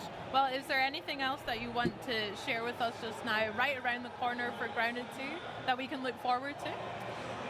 Well, I think there's two things. If you look at a roadmap, you can see that with the garden biome, we'll be introducing our first new buggy, which is the Ladybug. And so we're very excited about that. We think she's going to bring something unique and fun to the players. And in general, if the community wants to get excited about what it is that we're doing, the roadmap is a good place to go check out everything we have in mind. And we want to hear people's feedback. We want them to join us. We want them to help sort of help mold what it is that we're planning to do right now. Like right now, we have a very loose idea of all the things that we think would be super exciting, that would be great to add into the game. But you know what? This is a journey that we want to take with the community. And so, our roadmap is our sharing. This is what we think right now. We want you to come now share with us what you think would be Ladybug cool, mit Turret. and great for Grounded 2. I love that. I mean, I'm really excited to think of some new names, I guess, for this Ladybird mount as well. If you guys had to have one in real life, what do you think you would have for a real life buggy? A Red Soldier and the Orb Weaver, or the new Ladybird? I would definitely take the Red Ant Soldier. The reason why is at least right now, it can kind of do everything, which is fantastic. It can harvest, it can build, it can fight, it goes really fast. It seems really cute when I pet it, even though it's terrifying. So like everything about it is like really great. Like Orb Weaver's cool too, but it's still maybe a little too terrifying for me. You don't see that parking that in your driveway. I'm still not down with that. So we'll see. We'll see as other ones come online. Maybe I'll change my mind. Yeah, I totally get the appeal of the Red Soldier, and it's got that like off-road ATV feel to it. Man muss eigentlich sagen, die bike that you can kind of take Ants anywhere. finde ich bisher auch am But if geilsten. I'm honest, right now I'm leaning towards the Ladybug. Maybe it's because it's new and exciting, but honestly, because as a player of Grounded 1, that was the one that I wanted to ride the most, and often would, just by jumping on it and letting me carry around. I fantasize about riding this wild creature around the backyard. And so being able to bring that to life in the park, it not gonna lie, it's super satisfying. Voll. And so, Aber Marienkäfer fühle ich auch. To get that dream come true. I bet. Nur Marienkäfer mit Turret fühle ich irgendwie We've nicht. spoken a lot about community, and it just feels like so clear you guys are so synced up with them. You're listening to the players all the time, but how has both of your teams kind of created tools for players of Grounded 2 to be part of this collaboration, or how can people watching at home kind of get involved with that, the feedback process too? Discord. Yeah, I mean, we're up on pretty much every social media platform out there. The primary one is Discord. The Grounded game is up on Discord, and we have a great community up there. That's also one of the places where it's easiest for people to go look at what does everybody else in the community say, and go ahead and upvote ideas and discuss those ideas in great detail. And then we have a great community group of folks at Obsidian that go through everything. They respond to every single like customer comment and note and whatever. We try and make sure that people know that we are actually listening to them. We are already weekly getting together amongst our teams and going through all of this feedback and sorting it out and figuring out, hey, what is it that we want to do in the next week? What do we want to do in the next month? What is something that we want to try and do in 4 months? If we don't want to do it, let's talk to the community and see if there's something that's like close to that sort of like makes sense or we can make work. So it's just a whole lot of things, and you know what? Props to the Grounded One team who like built this community and allowed us to actually like, I don't know, follow in their footsteps on this, because the community is on Grounded and Grounded 2 is just so supportive and so great. And you know, it's because I think, you know, we try to interact with them constantly. We try to listen to them. We try and make changes that they want. And I think they appreciate that and are loved. And it's really something special. It's pretty cool. Absolutely. That was something everyone at the team at Eidos Montreal saw right away, that the story of the success of Grounded was that this community wasn't just rooting for the game, they were rooting for the team as well. And the team wasn't just trying to make this game in a bubble, they really wanted to collaborate with this community. And it's that healthy bond between them, that interdependence between them. Ich glaube, wir sollten auch viel mehr Games machen. Amazing game. And so of course we want to replicate that success. Of course we want to replicate that feeling for the community. Also Ground 1, was sie daraus gemacht haben mit der Community und so, das war schon ziemlich cool. To put us in a position to create the best version of Grounded 2 possible. That's beautiful. That's so fun. Well, World 2 wird das wahrscheinlich auch erreichen. Tell you afterwards off stage, but can't wait I'm gonna write them down and be sure to join that Discord as well to chat more Grounded. But honestly, Parker, Justin, thank you so much. I've had just a blast talking about Grounded 2, and I can't wait for all the new updates that we've got as well. Thank you for having us. It was a blast. You. Like, you know, being able to just talk about the game and a situation like this is awesome. Heck yeah. Thank you so much. No, thank you. I mean, there's so much more to look forward to as Grounded 2 continues to grow. But for now, we go from the ground to the air to explore the biggest biome of all, Earth's atmospheric Hätte eigentlich gedacht, da kommt wenigstens There's new places to go and new ways to get there. So let's set a course for irgendwas Microsoft Flight Simulator Trailer-mäßiges. 2024. But on the way, we'll have a brief stopover on Star Sand Island. Na, schade. Aber immerhin haben wir Excel gesehen.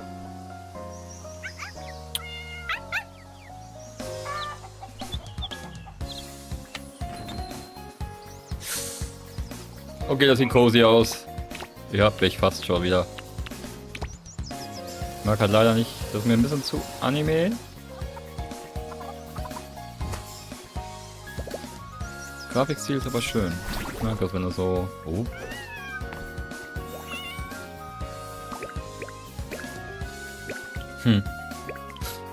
Katzen einklagen, natürlich. Mit dem Strauch über die Straße laufen, klar.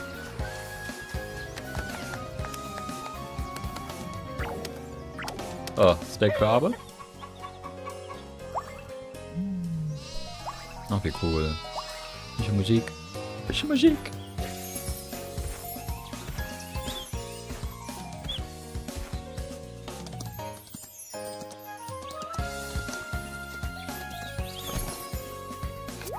Oh, die sind ja knuffig. Die sind ja knuffig.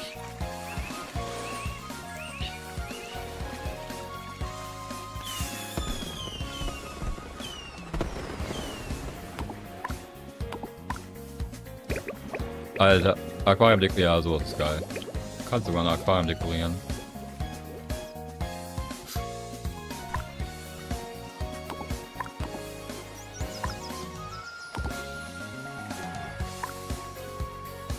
Ja, klar. Also der eine Rutsche, oh, wie geil ist das denn?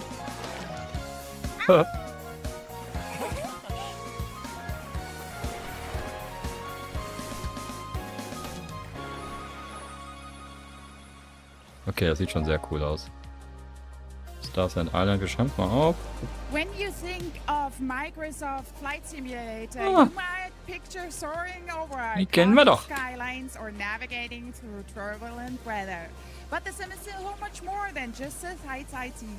And here to tell us all about the latest So, jetzt ist ich war kurz updates AFK. is head of Flight Microsoft Simulator, Flight zieht euch das Simulator, rein. Jörg Ist Neumann. leider absolut gar nicht Welcome meins. to Gamescom. Mal kurz So great weg. to see you, Maxi. It's great to be back in Cologne.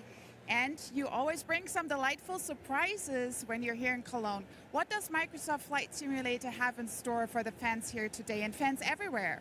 Yeah, I mean, Flight Simulator is a worldwide hobby, but Gamescom in Germany are actually critically important for us as a team because it's frankly the second biggest audience, and so we always try to prepare something special.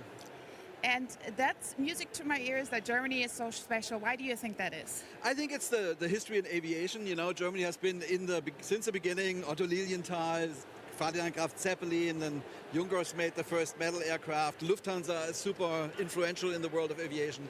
So I think it's sort of in the in the water or in the air. Germany is the country with the most registered private planes, for example, in all of Europe. So there's a huge audience. Some of our longest fans are here, most dedicated. So we always try to bring something, and we brought two things today, and we had some trailers. So let's run the first trailer.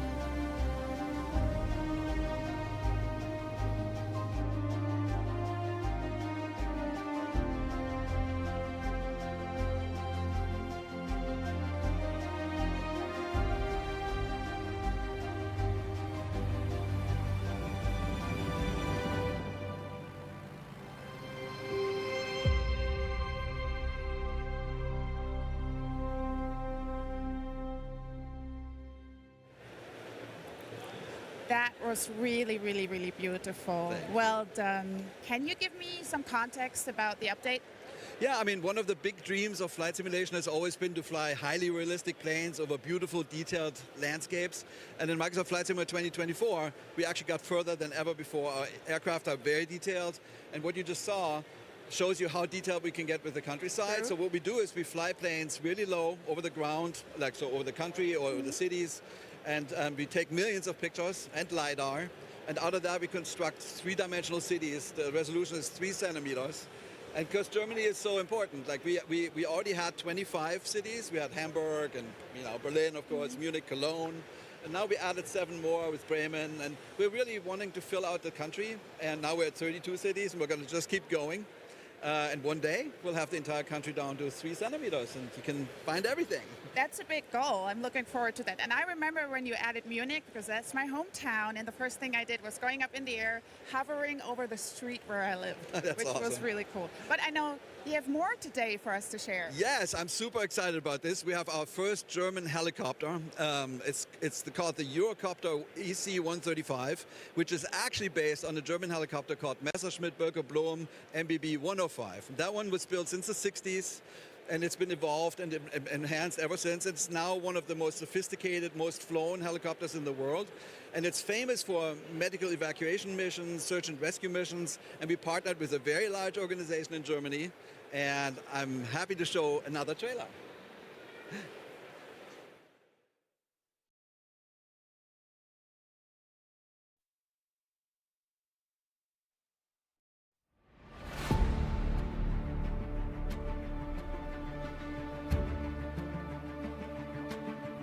Pilot, we have an urgent report of an injured tourist at Neuschwanstein Castle.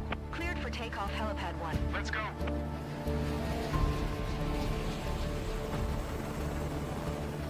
Flight level 180.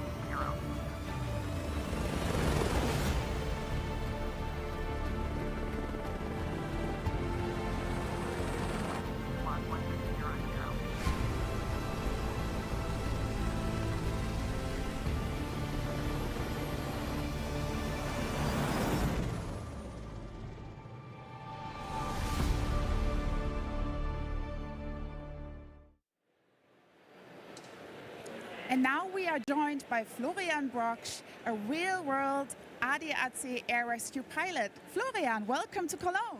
Hello, Maxi. Thank you for having me. So you are a real pilot. Can you tell us a little bit more about yourself and especially also the ADAC air rescue?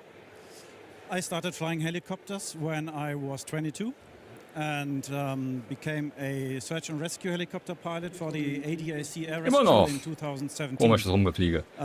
The ADAC or ADAC Luftrettung Air Rescue. Das ist leider der einzige handles Beitrag, der up mich to so gar 50,000 nicht missions interessiert, a muss man ganz year ehrlich sagen. across 38 stations. I personally work on the station Christoph Westfalen, where we fly 24 hours a day and handle approximately up to 8 missions per 24 hours and fly hundreds of kilometers throughout Germany, especially at night and the bordering countries. Well, thank you so much that you took the time to come here today. And you actually tried out a little bit the Microsoft Flight Simulator rescue mission. How realistic was that for you as a pilot? The EC-135, well, looks really great in the simulator. As far as for the realism of the mission, it's all about the team. It's not just the pilot. You always need the 4 of them, the pilot, the medic, the doctor and a hoist crew member to complete a successful mission. Beyond that, the Microsoft Flight Simulator is a really great tool to provide pretty realistic pilot experiences. And Jörg, how was it for you partnering with ADAC to make it as realistic as possible? Yeah, it was great. I mean, so basically we had support from 3 pilots that helped us tweak the flight model and give us feedback. It was great to hear Florian's feedback earlier, and we liked it, so yay. We had support from Airbus helicopters and from ADAC, and there we really watched a whole bunch of your missions when he actually saves lives, and that was great inspiration for us to do this mission and the challenge. Yeah, so we hope we got close. Thank you so much, both of you. But the most important question, when can fans fly the EC-135? Right now. So and also the mission and the city update? All that, yeah. So the city update is available in Flight Simulator 2020 and 2024. And the mission and the EC-135 in Flight Simulator 2024. Right now, and it's all free. That's what I like to hear. Thank you so much also for always bringing local content. Thank you so much. Der Game Pass macht's möglich, ne? Free. Free stuff. And for humanity, so thank you so much. And now we're going on. Then that's not only what we are happening at Xbox at Gamescom, because we're just taking flight and we've already seen some really, really cool game updates and live demos. We also got a firm release date on the ROG Xbox Ally and Xbox Ally X, October 16th. And by my count, we still got more than a dozen games to cover today, including even more world premieres. Definitely stick around if you're a fan of comic book brawlers, Na klar, Maxi, mach mal. Wir bleiben. or just free stuff. Gucken wir auf jeden Fall den Spaß hier noch zu Ende. Ich glaube, das müsste halt auch echt das einzig für mich persönlich natürlich super langweilig gewesen sein. Tropicans. Ah, hier. Tropico 12. Ne, 8 oder so, ne? 8, 9.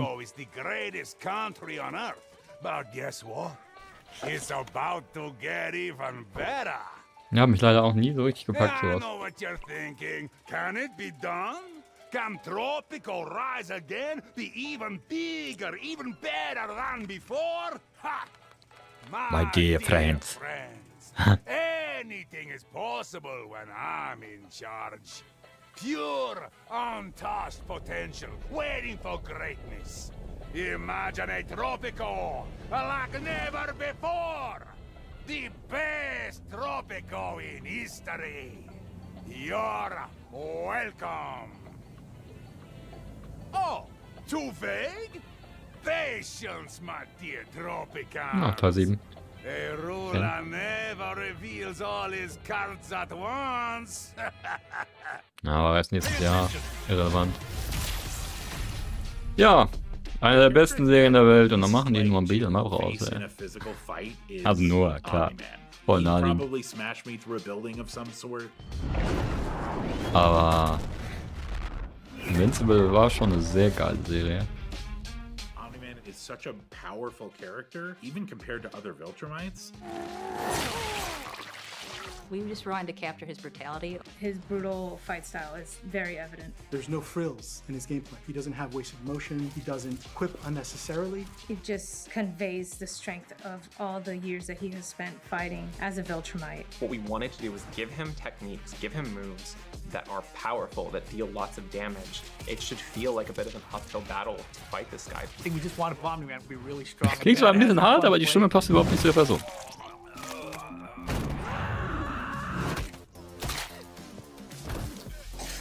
What drives the story of Invincible sort of as a property forward is that father-son relationship between Mark and Omni-Man.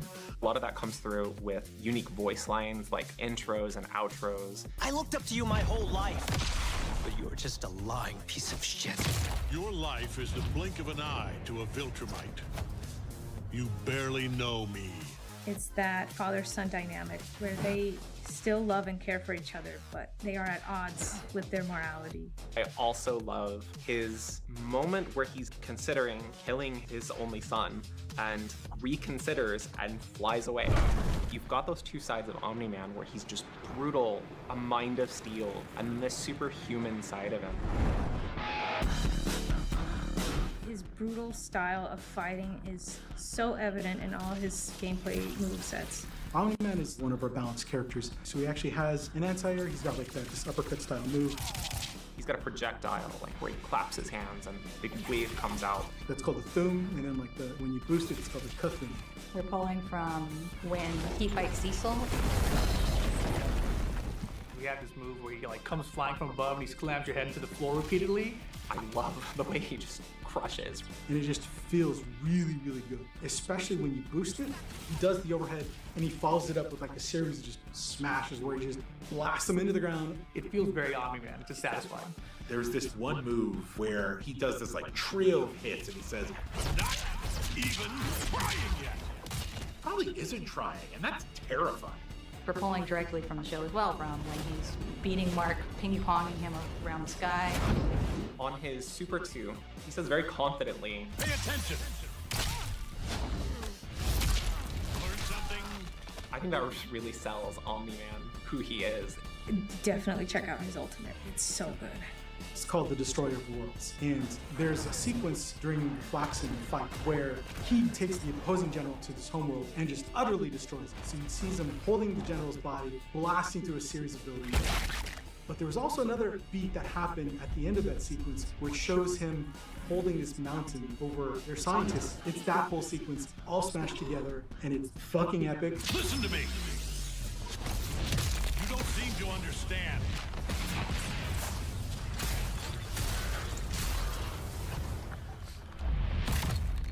This battle isn't yours to win. That's cool. That's just cool. I would put him as an anchor, the last character on the team. This guy Gray's just been to take advantage of these moves that he has that work well on their own, that are also somewhat risky. Obviously, we gave you some really powerful moves that are really cheap, and players are going to enjoy using them, but they have a drawback. They are punishable on block, for example. We gave him incredible air mobility, so he's really fast, can close the distance really fast, but it's a little bit more of a technical thing that you have to learn to do. I definitely recommend playing as him. Really excited for people to be able to get their hands on Omni-Man and really feel powerful. I think that he is going to be beating the crap out of people. He's zipping around, he's punching people, boom, boom, you're done. Now I've proven I'm the strongest among us. Well, we know it looks stylish and it aims to stay very true to the characters, but you know what? The only real way to get to know a new fighter is by feel. And here to help us do just that are the game's executive producer, Mike Willett, and combat designer, Rick Parbu. Let's get hands-on with Invincible Versus. Thanks so much for joining us, guys. How you doing? It's been great. No, it's been fantastic. Yeah, I mean, you know, you go back to EVO, and just EVO was just absolutely amazing. We had a fantastic showing. It's our first time having people publicly touch the game, so I think that EVO was just a really great trip overall. We also got to unveil creator mode there, so the blood and gore is not going to be as crazy if you guys try to put it on YouTube or something, though you won't get demonetized. We also had motion inputs revealed there, so a lot of good feedback from the community that we've taken and put back into the game. Yeah, no, like you were saying, been revealed, like the Quarter Up team have been so busy all summer revealing characters. And at EVO, we got that first look at Omni-Man. Exactly. Right? how's the player reception been so far? Yeah, the reception at EVO for Omni-Man has been crazy, right? Yeah, like being on that stage, revealing that trailer, and then just feeling the energy come back to you, it was like awe-inspiring, and be able to take that back to the team. Everyone's super pumped up, so we're jacked to show everybody more. Hell yeah. I mean, as someone who's like super into the comics, read them all, been watching the show, like we're both really excited to get some fresh gameplay, and we've obviously got Omni-Man as well, so if you feel ready to it, we'd like to see some of that gameplay. But before we do that, is there anything else we should know about him before we try to beat him up? Yes, the absolutely worst kept secret ever, but I'm going to reveal it officially now. J.K. Simmons has returned as Omni-Man. Oh, let's go. It's an amazing costume. Kind of makes me want to have some yellow M&Ms. Okay, das ist wahrscheinlich der englische Sprecher. Well, shall we play? Show me what you've got, devs. Oh, yes. Nice little voice line. That's amazing. Sounds like the scariest challenge I've ever heard. Yeah, I don't know if you send me the whole heaven. Look at his split. All right, so we've got the lineups here. What's a little bit different about Invincible Versus is that it's a triple tag team fighter. So can you break down why is it important to sort of pick so many different characters within your setup? So a tag battle fighting game, so your kit basically is represented by 3 different characters, and characters have a variety of different styles, so you construct the kit to your style of play. It's like, I want to play like a long-range game, or I want to play something more intimate and really bully people into a corner. There's something for everybody, and then there's like your fan favorites, and then there's like some more obscure characters that you don't know much about, but might have really cool tools and some awesome gameplay that you want to dive into, like say like Thula or Bulletproof. Yeah, the other thing, of course, you know, you go back to the IP, there's a lot of teams already built in there, right? You've got Team Teen, you've got Guardians of the Globe, you've got the Viltrumite, so it kind of lends itself to a team format, I think. Nice. Well, let's see some gameplay then. So let's walk everybody through like special moves, like really represent his kit. Okay. Yeah, so this right here, this is his ground pound. This is an overhead attack. If you boost it, it's gonna be multiple hits, and if you're fast enough, you can actually pick it up for a combo, which is gonna be pretty hard for me right now, I think. I'll try one more time. Yeah, got it, there you go. All right. Wow. Are you going to take that? Come on. Yeah, why not? First try. Oh, I gotta get him off me with it. So this is a ground pound, right? This overhead, really fast attack, really hard to stop, also available from the air. He also has this projectile right here. This is called a Stu. There you go. Yeah, fresh character for you. If we go over to the corner and I boost this version of it, it's actually going to, I have no boost meter. Give me like 5 seconds. Tag out. Show him how fast the boost meter returns. Yeah, you can see up there the yellow bar in the middle there. You can see the regen really quick now.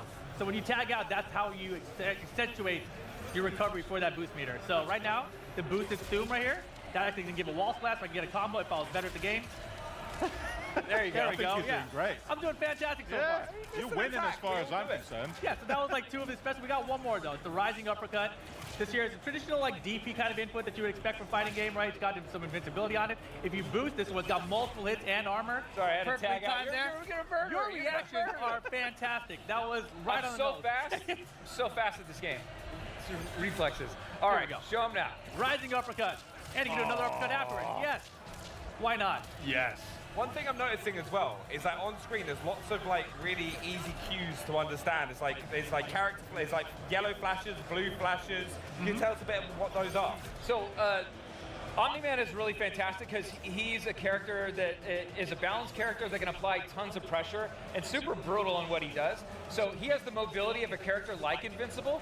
So he's got a lot of mobility with dashing and movement, but he also has like those armor moves that Rip demonstrated. So he can play a bit of a bully game on your team. He's really good as an anchor or a point character. So he has the projectiles that like if I want to play at mid-range, I have armored moves so I can bully you, push you into a corner, and then he's got the mobility to just try to mix you up and like crossover, start calling an assist, to just try to apply as much pressure as possible. And anytime you see a character turn blue in this game, that means they have armor on him. So you'll see here on his standing medium punch, he turns blue there, he's got armor. Crouching medium, the same thing, he's got armor. This move does not have armor. I was curious about it. But yeah. There you go. Why don't you demonstrate, before you kill me, why don't you demonstrate his ultimate? Yeah, his ultimate. So. Sure. Oh, hell yeah. Yeah. Oh my. It's just like flown him through a building. A couple buildings, a couple, part of the city, missing some limbs there. You know what? I can't wait to see all the TikToks that are like, oh, welcome to a Jet 2 holiday. Like flying through a building.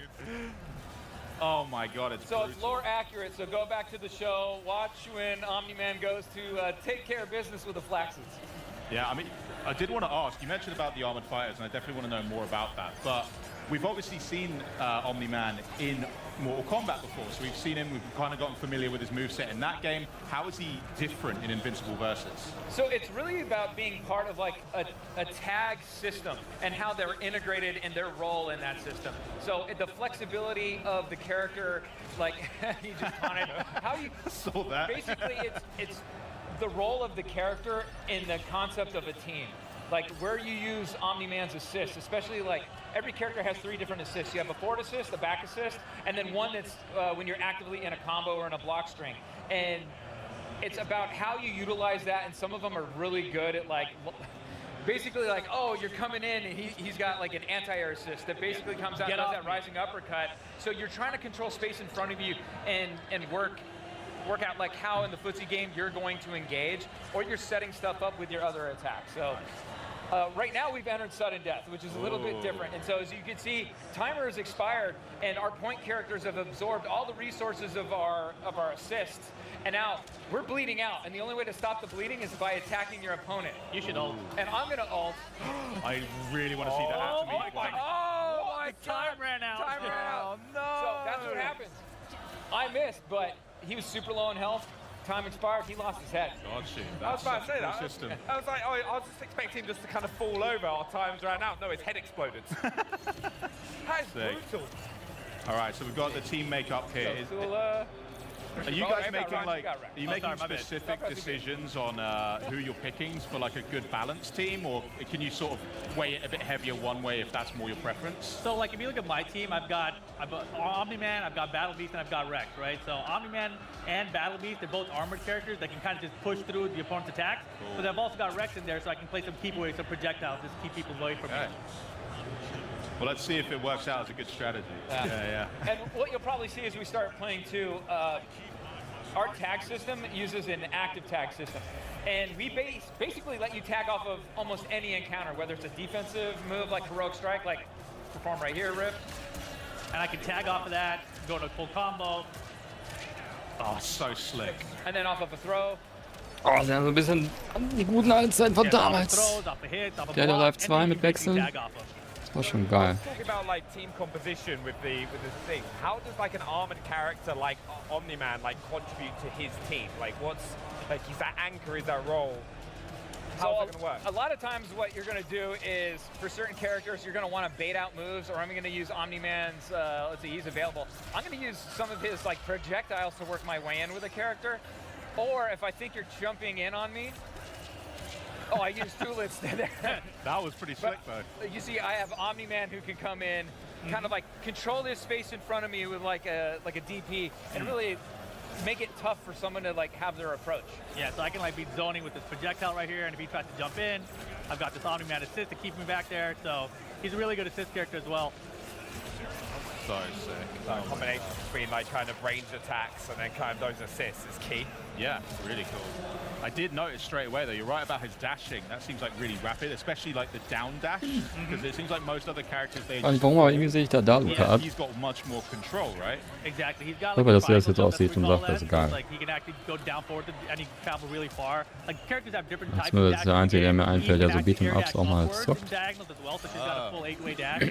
But Omni-Man is downwards or forwards in the air. But his distance is a little bit farther and faster than other characters, right? So that helps you close in. If somebody's throwing a projectile, you can just kind of air dash over it and come to the punch like that. So really versatile character. Something I'm also loving watching this gameplay as well is just like how much more like Das sieht echt gut aus. like there's the blood and kind of Wirkt halt so ein bisschen wie so ein Mortal Kombat. Oh my word. Und der Street Fighter, da hast du auch so die Sachen zum Aufladen für Special Moves und so, ne? I think it'll be really interesting for people, and he's got a different way to get into it. Yeah, so if I do this kind of a stun, you see that crumple state? If you get someone to a crumple state, you can do a snapback attack, and it'll cause this arena shift. After this arena shift, you lock out their assist for 10 seconds, and you have unlimited boost. So right now, like you see my boost meter, it's just regenning while I'm doing this, right? And I have no access to my assist characters for like 10 seconds, so I should be paying attention and running away right now. Yeah, but just for demonstration purposes, you know? You get the idea. Yeah. If you were to get a KO on them while they're in that shifted arena, would that just end the game? Would they still get to tag back in if they have someone available elsewhere? Once that timer expires, I can get my character back. Right. Yeah, but not during the transition. But not during the transition. Gotcha. So I have 10 seconds to, hold it down and pray my defense is good with push blocking and heroic strikes and a lot of like navigation and basically trying to land a hit myself. I want to see some of these more. These And then he caught me with it. Oh yes. Ooh. Fan favorite. This is fan favorite. Rex is such a great character. Ne? Fuck you. Sehr wow. Peggy 18. Oh yeah.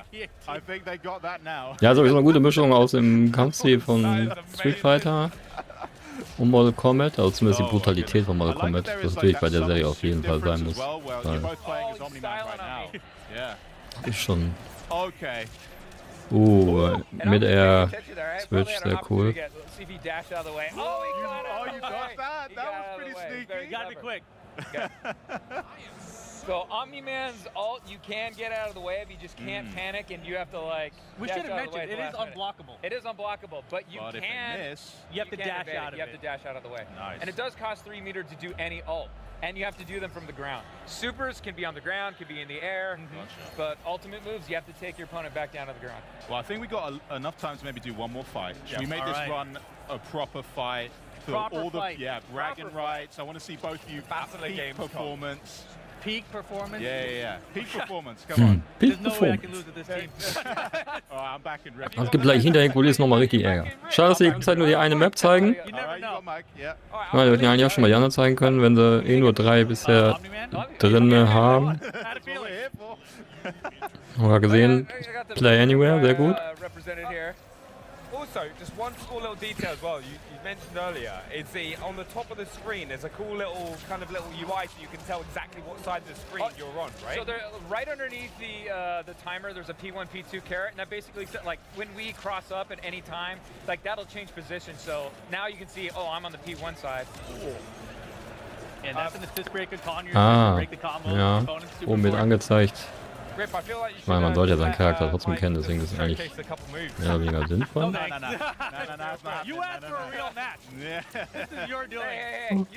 Aber es zeigt halt an, wer auf welcher Seite ist. Oh, Mid-Air-Combo. Das war nice. Oh, ne. Okay, da war ein Konter. Sehr cool.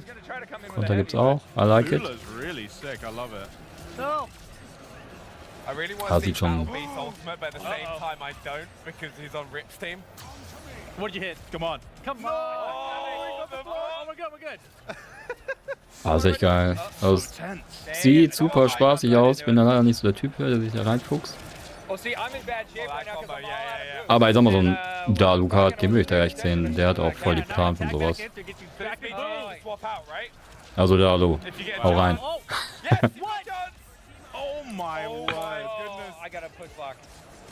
Boah, nächster Block. I got him. Oh my god! Scumbag! I dropped it though. Sorry, I got scared. Das ist nice. Die Frage ist, muss man darauf achten. Okay. Doch, Gesundheit regeneriert sich, wenn die draußen sind, ne? Man, this is tense. This is actually really, really close. I love it. Sieht, wobei, viel auch nicht. You gotta hold that. You gotta hold that. Oh, it's over, surely. No, no. Ne, vielleicht auch nicht. That was actually so close. Where? Why? Oh. Dude, you're like beating the snot out of me. Ja, dieses Juggling in der Air finde ich übelst nice bei so Games. Aber kann ja frustrierend sein, wenn du da bisher gefühlt eine halbe Stunde durch die Luft gejuggelt wird.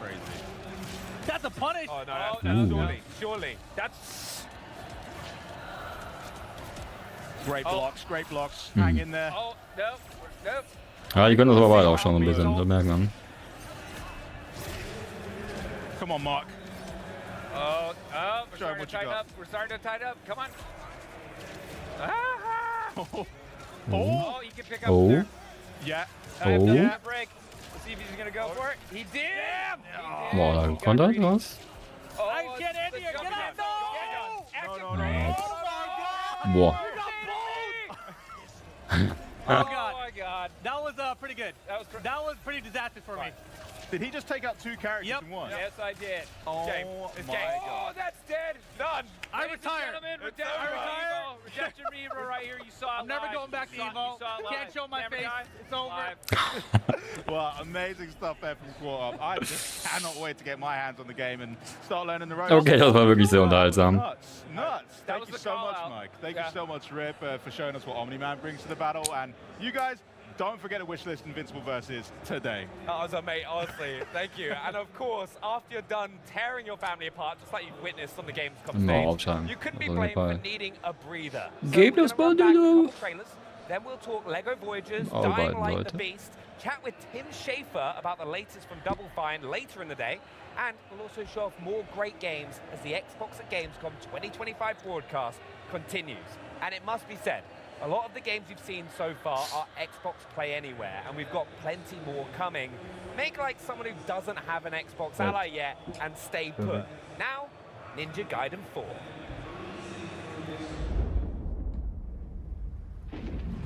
Since ancient times, the Hayabusa and Raven ninja clans have fought to keep peace. With the Hayabusa clan Den Trailer kennen wir ja schon. spotlight, Aber, but da your hab ich ja richtig the Bock drauf. Raven clan has always had a secret motive. Thanks. So, The Rogue Prince of Persia wird runtergeladen. Könnte mir vorstellen, dass wir hier eine kurze Pause machen und dann schauen wir da rein. Da will ich so gerne reinschauen, ey. Auch wenn ich den neuen Charakter nicht so cool finde, aber der sieht halt super agil und schnell aus. Das wiederum könnte ziemlich geil sein. Aber eigentlich wollen wir ja alle Ryu spielen. Ne? Er ist mir halt so dieser typische Emo-Verschnitt. Aber er kämpft wenigstens Dual Blade, das wiederum finde ich eigentlich voll geil. Aber ja, gucken gern, Mann. Wie geil ist Hayabusa, Mann.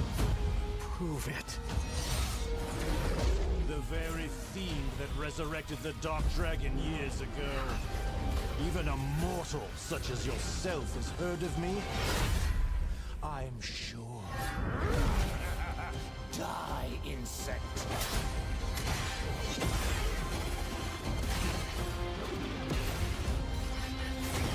Ich hoffe halt echt nur, nicht, dass es zu schwer wird.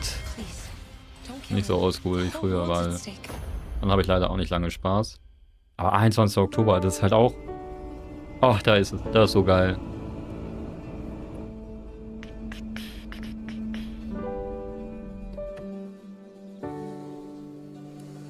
Vielleicht gibt es ein Release-Datum. Wer hat denn das gespielt? Bei ihm habe ich das auch gesehen. Finde ich super. Das ist so ein cozy Game für andere, auf jeden Fall. Hat dann ein Auto, genau, dann Fahrzeug immer weiter upgraden. Dann kannst du das aber, wenn du willst, alles einpacken und zum nächsten Ort fahren. Das sieht so cool aus. Also das ist... Das sieht natürlich total unrealistisch aus, aber scheiß drauf. Voll geil. Die Idee mag ich. Und dann Grafik sieht super schön aus.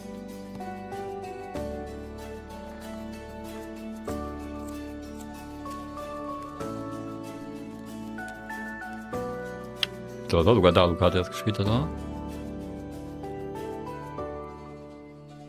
Oder Gronk gegen einen Comic First Half. So Ich habe mir den Namen nicht good and gemerkt. chilled out, get excited Ich again weiß, das ist typisch, ne? immediately because we've got a sweet giveaway to get to. This year marks a big anniversary for CD Projekt Red and The Witcher 3: The Wild Hunt. So to celebrate, we're giving away 4 very cool controllers. If you're watching on Twitch, follow the directions you see on screen to enter for your chance to win.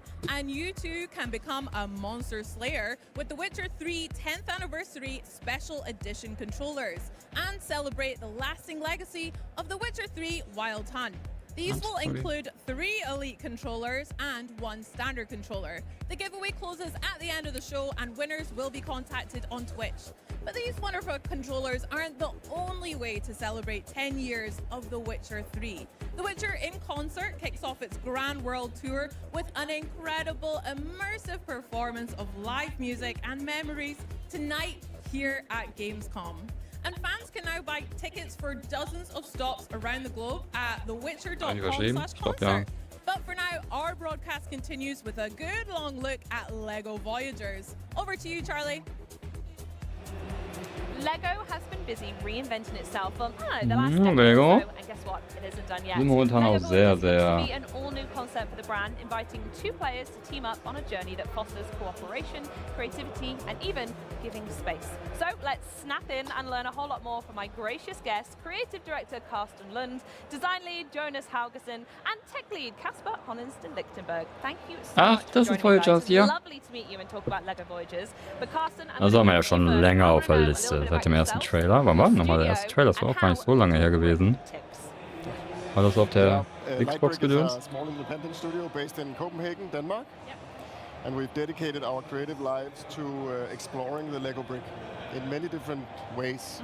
Super tolles, das Game. Called Lego Builder's Journey, and that was about building with bricks. So that was the start of the show, reconfiguring the level in ways. And this second one, we wanted to take it a step further. We want to go a little bit deeper to actually focus on being a brick. So Lego Voyagers is about being a Lego brick. Yeah, and you say getting up close, well, are you like in the studios just like really looking at the bricks going, I don't like this one, that one's shifty? We do look a lot at bricks. Yeah, so we're inspired by the bricks and the shapes, and we have a lot of bricks in the studio, and we build stuff, obviously, but this is digital, right? So the most important thing is that it feels intuitive and good to play. Absolutely, yeah. Well, it's the iconic snap, as I said in the intro, in real life. So you need to try and match that feeling and that aesthetic in the game. And I'm sure we'll go on to talk about it. But I wanted to know, Carsten, also for you as well, tell us a little bit more about the game. So how we've translated that tactile feel of Lego into Voyagers itself. What's it about, and what makes it distinct from other Lego games we've seen in the past? Lego Voyagers is a co-op game, so it has to be played by two players. It has to be played by two players. Interesting. Okay. And it's a platformer, first and foremost, and then it's a puzzle game on top of that. So a puzzle platformer where you navigate the environment with your little brick, and you have to solve different challenges along the way and build and have fun. So that's basically the game. Wonderful. So we're looking a bit at it now. So can you set the scene of what we're looking at? We're playing as the red and the blue bricks, right? Do they have any other names, or is it just red and blue? We just call them red and blue. You can name them any way you like. Yeah, this is sort of the beginning of the game. We're playing around, trying to learn how to navigate the environment and attaching to the little... that was so nice as well, that little snap-on that it does. Yeah, exactly. So this is sort of part of the introduction and smoothly easing players into the experience and learning how to actually navigate. It is a little bit different. I mean, ich frage, ob man das alleine spielen kann oder ob es wirklich nur so reines Koop-Game ist. And so it takes a little bit of getting used to, but it's so intuitive once you get the hang of it. Yeah, can you talk more about the capabilities that you've mentioned? Because at the moment I'm seeing a 1x1 brick, and what kind of stuff can you actually achieve as a 1x1 brick? These bricks, obviously, they can tumble around like bricks do. Yeah. Oh yeah, we've all stood on a Lego brick. We know what it's like to see them tumbling around. Exactly. So we needed to make the game physics-based, right? Yep. So you actually navigate around as a physical Lego brick will do. And then obviously a brick can attach to things and other interesting things. Yeah? Oh, you're not going to give me any more than that, are you? Maybe later. Right, I see you. Jonas, we're going to come to you now because I'm not getting anything out of you anymore. I want to speak a little bit more about that cooperation and the collaboration that we spoke about before, it naturally having to be a two-player game. So how and why is that key to this experience? And how does building something actually work in LEGO Voyagers? Well, as a Lego brick, of course, we thought it obvious that you should be able to connect to other bricks. So naturally, that started basically. So being able to connect to other bricks should also mean that you have to build contraptions with these Lego bricks. Oh, okay. Of course, you can roll around with all these bricks as a big tower or ball really? or whatever. Yeah, sure. But you also have Das wird, ich glaube, für Koop absolut geiles Spiel. Be a little more precise with what you're doing. So we made a specific mode for this. We call it building mode. Okay. You can see it here where the small figures kind of snap in a grid in movement. So it's a little more deliberate about your brick placement. Absolutely. Das sieht wirklich spaßig aus. Does physics come into play here? Is there a bit where you maybe built too crazy one way and they fall apart, or is it just naturally very easy going? You don't have to worry about physics and that. Physics is in everything in this game, basically. So, I mean, even when you're in build mode, you're still a physical entity. You might be able to push the other player off the edge or stuff like that. So you can be a little bit rude with a Yeah, co-op yeah, then. It's not definitely. always good vibes. Yes. And we have catapults, catapult building, Yeah. where you have to propel the other player from the contraption you've built. So it's not all building bridges, it's literally flinging each other as well. Yeah, definitely. Oh, fantastic. I like that. You can see it actually. Yeah. Is this the... So that one not quite so good, huh? Das sah gut aus. And then you have to rebuild it, extend it. Oh ja. Oh, I see. So the Dieses puzzle Spiel hat here so is to viel, try and ich glaube, so get viel more firepower. It's Spaßpotenzial. actually making the catapult slightly larger. Yeah.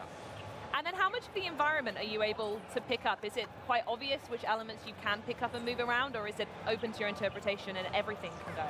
We've playtested it a lot. And Yep. I don't think we've seen anyone being surprised that something is loose, Yeah. or something is like fixed.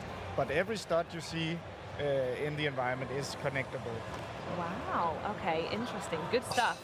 So Carsten, we're Richtig going to gut. come back to you here. While we're all working together and unleashing our creativity, is there going to be a story for us to follow as well, or is it just a series of random puzzles that we're going to enjoy? There is a story. Yes, there is. This is a story. I mean, it's like in Builder's Journey, we like to sort of, it's a non-verbal story, right? So we don't have any words. You have to sort of be part of interpreting a little bit. It's a story about friendship. It's a story about two little bricks that are friends that their only dream in life is to become astronauts. Oh, that's gorgeous. Oh, das A lot ist of bricks dream of that, actually. Wer möchte nicht So Astronaut them werden? by themselves being astronaut or being part of a larger spaceship that gets sent off in space? Ah, das ist Part of richtig a gut. spaceship model. Ah. Yeah, so we follow them So, Tutorial noch. in this game. They watch these test launches, and one of the spaceship crashes, and they actually find a little cockpit that is still Da oben wiggling hängt am and, Reifen. alive. And their mission, they make it their mission to try and save him and send him back to space. Beautiful. And in that journey, a lot of stuff is going to happen to them.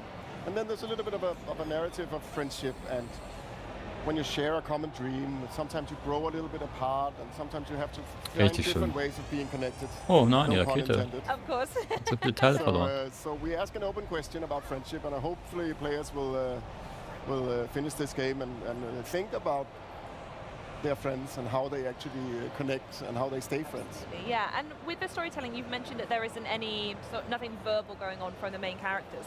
How is that told by the story? Is it, do you meet other characters that talk, or is it purely environmental storytelling and heartstrings music throughout? Music is a very important factor. Yeah. And we have the same composer as in Builder's Journey, Henrik Lindstrand, Oh, composing. wonderful. They smashed it the first time, bring them back. yeah. Exactly, and he's been very meticulous about the scenes in the game and the emotions and the characters. So he's doing motifs that sort of tell a story along the way, and so that's a very important part of storytelling. Yeah. And then Bis jetzt obviously würde ich the aber fast sagen, environmental storytelling, all of the objects and all the encounters you got. nach Grounded 2 slowly natürlich, da brauchen wir gar nicht drüber reden, aber da haben sie leider nicht so viel von gezeigt, wie ich erhofft hatte. Yeah. Bis jetzt das beste Game. The full story. Amazing. Da habe ich so Is there Bock drauf. like an onboarding experience for co-op partners? Maybe Casper, you could help me out with this one. Immer When nur we jemanden suchen, der da talk mit Bock co-op, drauf How hat. does that work? How do the players work together against each other, etc. throughout the game?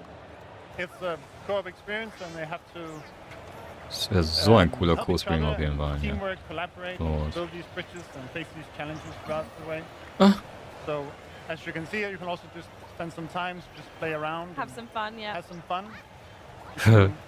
Richtig make gut. up games where you have to compete, Richtig, but, richtig otherwise gut. Solche Games braucht man So mehr. there is a competitive element to it in there, but mostly based on the gamers. Mostly based on the gamers, yeah. I see. Did you see much of that in the playtesting owners that you mentioned? So much. I mean, we have an infamous spot where you can flip the other player into the water. Okay. We've seen like players spending minutes, very long time, just flipping each other into the water. But the thing is, when you flip the other player into the water 5 times, you also have to get through the same thing. And then Oh, I the other player see. can get the Okay, and then it's their turn. Yeah. Exactly. Yeah. Wonderful. And with co-op being such a focus in the game, was that inspired by your own personal play with Lego, or was it something you just knew you wanted to make a co-op game, and that's where Lego came in perfectly? Okay, sie haben gerade gesagt, Co-op-Game aus I wird. think we've Wird seen wahrscheinlich in Builder's Journey, I think we've seen players nicht want to Singleplayer play games möglich together, sein. Right? Even though single-player games, they sit, they talk, they engage, right? So we wanted to make something that was playable together from the very get-go, right? And then we just love co-op games, and this whole idea of playing and being creative is just so much more fun when you're doing it together with a friend, right? Yeah, I totally agree. Yeah. And it's nice we're seeing more couch co-op games come through in recent years as well. There's been some very successful, highly applauded one recently. So it's lovely to see that story keep going. So Carson, question for you. This all looks really lovely, naturally. So the question you probably knew was going to be coming from me, which is, when are we actually going to get our hands on the game? Ja, komm, sag Datum. Very, very soon. I think if you're here on Gamescom, you can just go to booth 8. Aber ich meine, es ist im September, ne? War es nicht Mitte September? Oder auch Oktober? Also eins von beiden, glaube ich sogar. But if you are not here, you will have to wait to September 15th, Ah, which is not very leider, long. 15. September. Exactly. That's when the game will be out. So, Also bis jetzt wirkt der September und Oktober schon recht voll. I think there's a website like voyages.com and that'll Oh, ich muss schon wieder pinkeln. Perfect. Well, thank you so much for joining me, Lightbrick team. You're all a wonderful bunch, and this game looks absolutely stunning. And folks home, don't forget to wishlist LEGO Voyages today, so you'll be ready when it drops, as you said, September 15th. And speaking of taking legendary creativity brands in brand new gameplay directions, you are about to witness the world premiere of an upcoming open-world survival crafting game with a, I'll call it a decidedly Studio Ghibli aesthetic. Open World Survival Game. Das klingt sehr gut. Ah, Ghibli. Ja, verstehe ich. Sieht wirklich aus nach Ghibli Studios. Sehr cool. Okay, okay, okay. I'm hooked. I'm hooked, boys. Rampant pollution has depleted the world's resources. And only your moving house and its mysterious power can cleanse the pollution. In this world, you will meet Kororu. Oh, das sieht so gut aus. Personality masks his secretly warm heart. Winzige Katze. Ich bin trotzdem mal schnell auf Toilette. Bis gleich. And collect resources.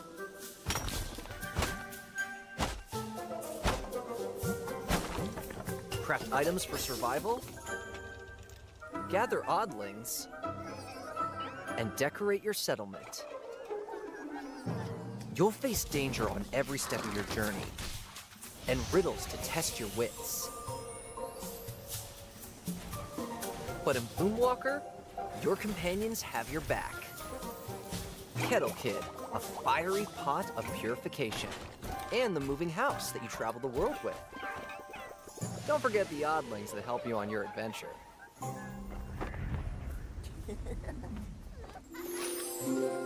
Hi, I will be your guide during this dev gameplay walkthrough. First, let's follow the house as we look for a place to anchor it. If you stick Boomwalker hieß das, ne? Habe ich das aus der Distanz gerade richtig gesehen? And the forest will begin to be purified. Seems like this is the best place to anchor the house. Also allein dieser Ghibli-Look, das ist schon sehr, sehr cool. You can purify the surrounding area. Das mag ich. Wenn wir ein bisschen was verpasst. Let's purify the forest. You can find uncontaminated ingredients in the purified area. But there are also fruits like apples. Schön. You have to climb a tree or shoot them down. Let's toss those tasty-looking ingredients into Kettle Kid. The oddlings will then help stir them just right, so they cook a delicious soup. Look, this purification crystal is the key to purifying the world's pollution. When you put it in the purifier, you can see the purification gauge fill up. The purification gauge is now full. Let's operate the purifier. Oddling statue. There's something new up ahead in that glowing area. Oh, it's an oddling statue. Look here. Don't the colors of the orb and the pedestal seem to match? Oh, one of the orbs is missing. Maybe it's on top of that mushroom. Na, ich habe schon gesehen, dass er auch eine Top ist. If you put the orb here in the spot from before... Wow! A bunch of new oddlings have appeared!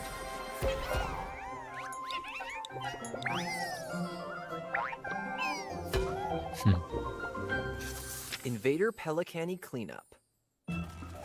Let's take our new friends home. Wait, what's happening? Oh no, it's Pelicani! That wicked creature anything.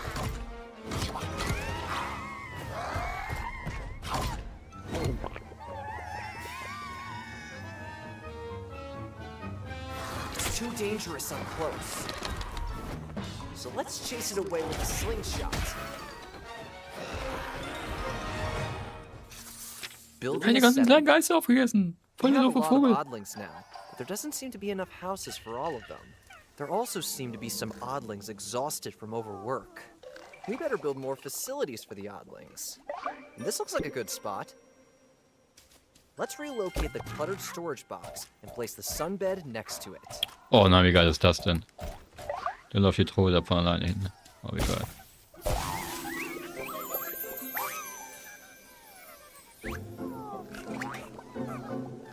Okay, muss auch wieder eine. Purification gauges to restore the entire mushroom forest we explored.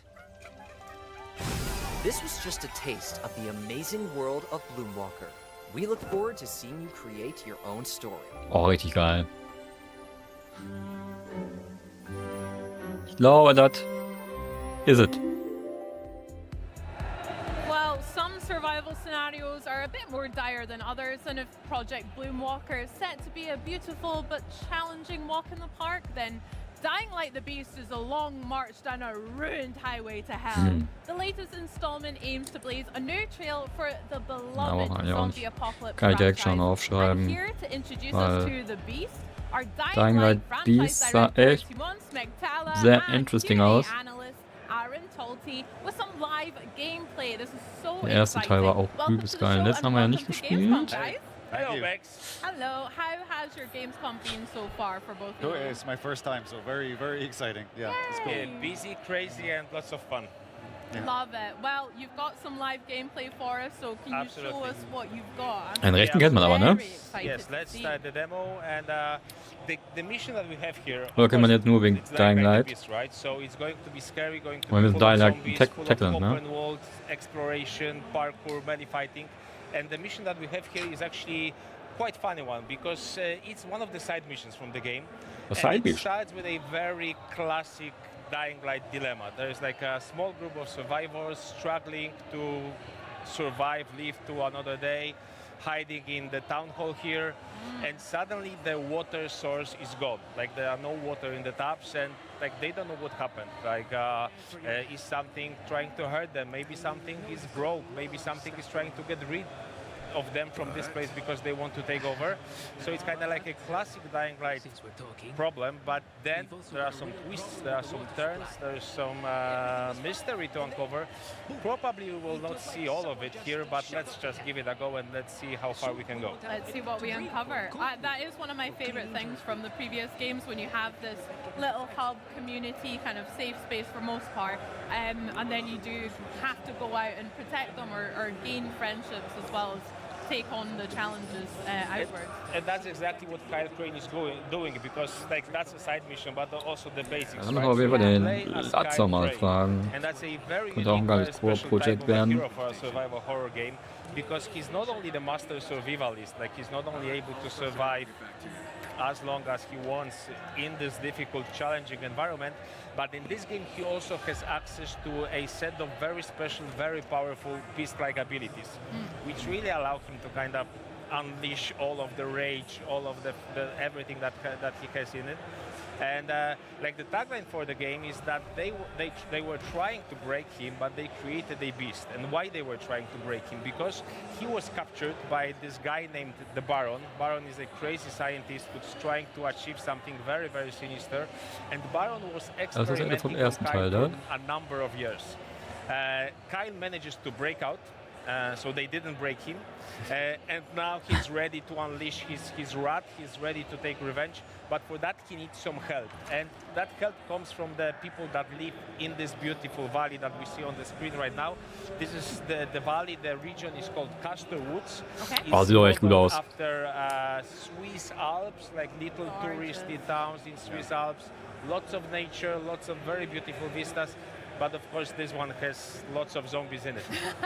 Perfect holiday. Yeah, exactly. I mean, if Lots there of was a zombie zombies. apocalypse, I I'd like. probably go to the Swiss Alps as well, Yeah, just of course, to see it. of course, but yeah, of course.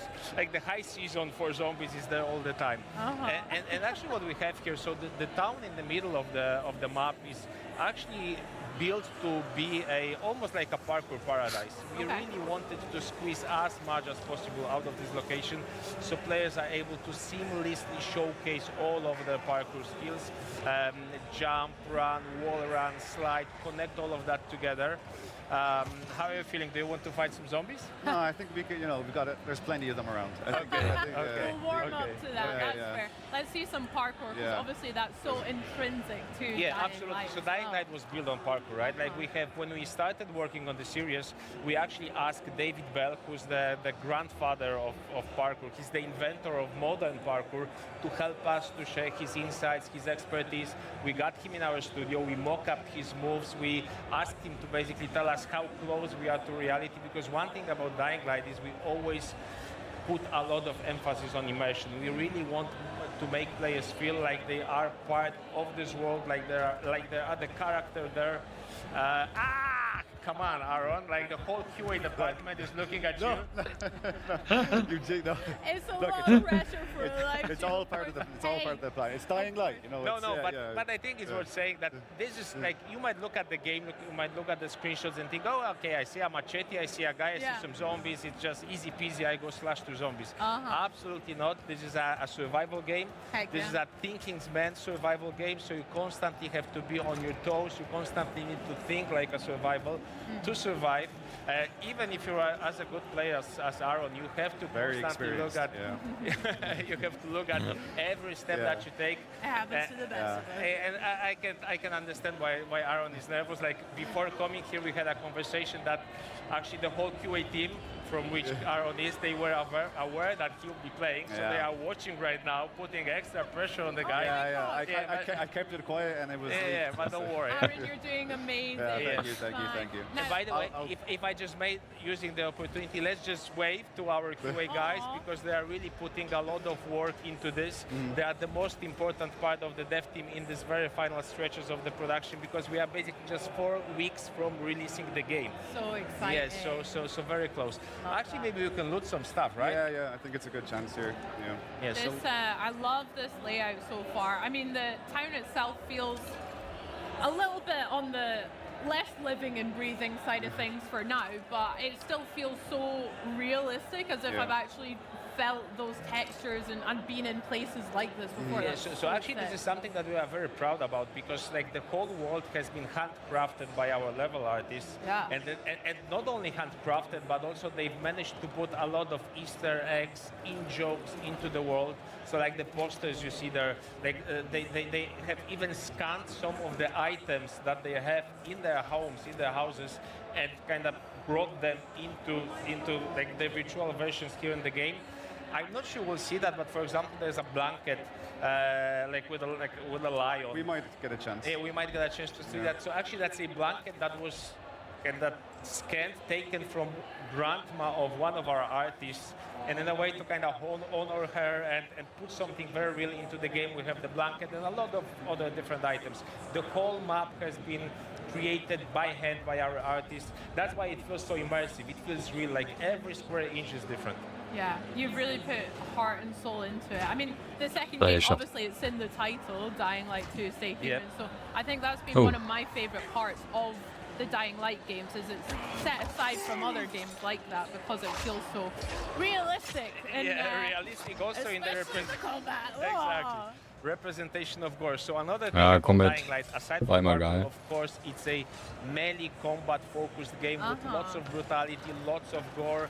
I think that's something that's very important in the zombie genre, that you really need to show the guts, you really need to show the blood, you really need to show the kind of the being weg mit dem Kopf. Cuts being cut, heads being cut. I'm not sure how much of it can we show, because I think the previous games were a little bit on the family-friendly side. But that's also a good thing. Boah, because Classic Dropkick immer noch. Aaron is Beste having fun Move. because he knows how to play the game. He spent hundreds of hours in it.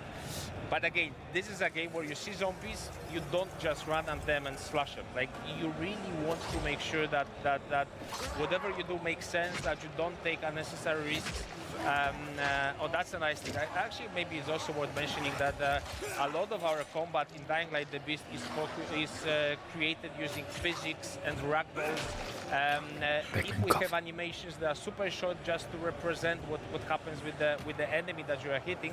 So, like, you will encounter hundreds of zombies here, but every fight with a zombie is different because the reaction is always different. Sometimes he hits an obstacle, sometimes he hits another zombie. There's lots of those cool emergent moments. Yeah. You were speaking about some of the melee weapons that we've used already, like we've had machetes and all sorts. What sort of weapons can we find in the world of Dying Light? There's more than 100 melee weapons and of course, Über 100 the Waffen. classic stuff for the genre. So I don't know, gas pipes, crowbars, machetes, hammers, axes, wrenches, things that you can basically find all around you.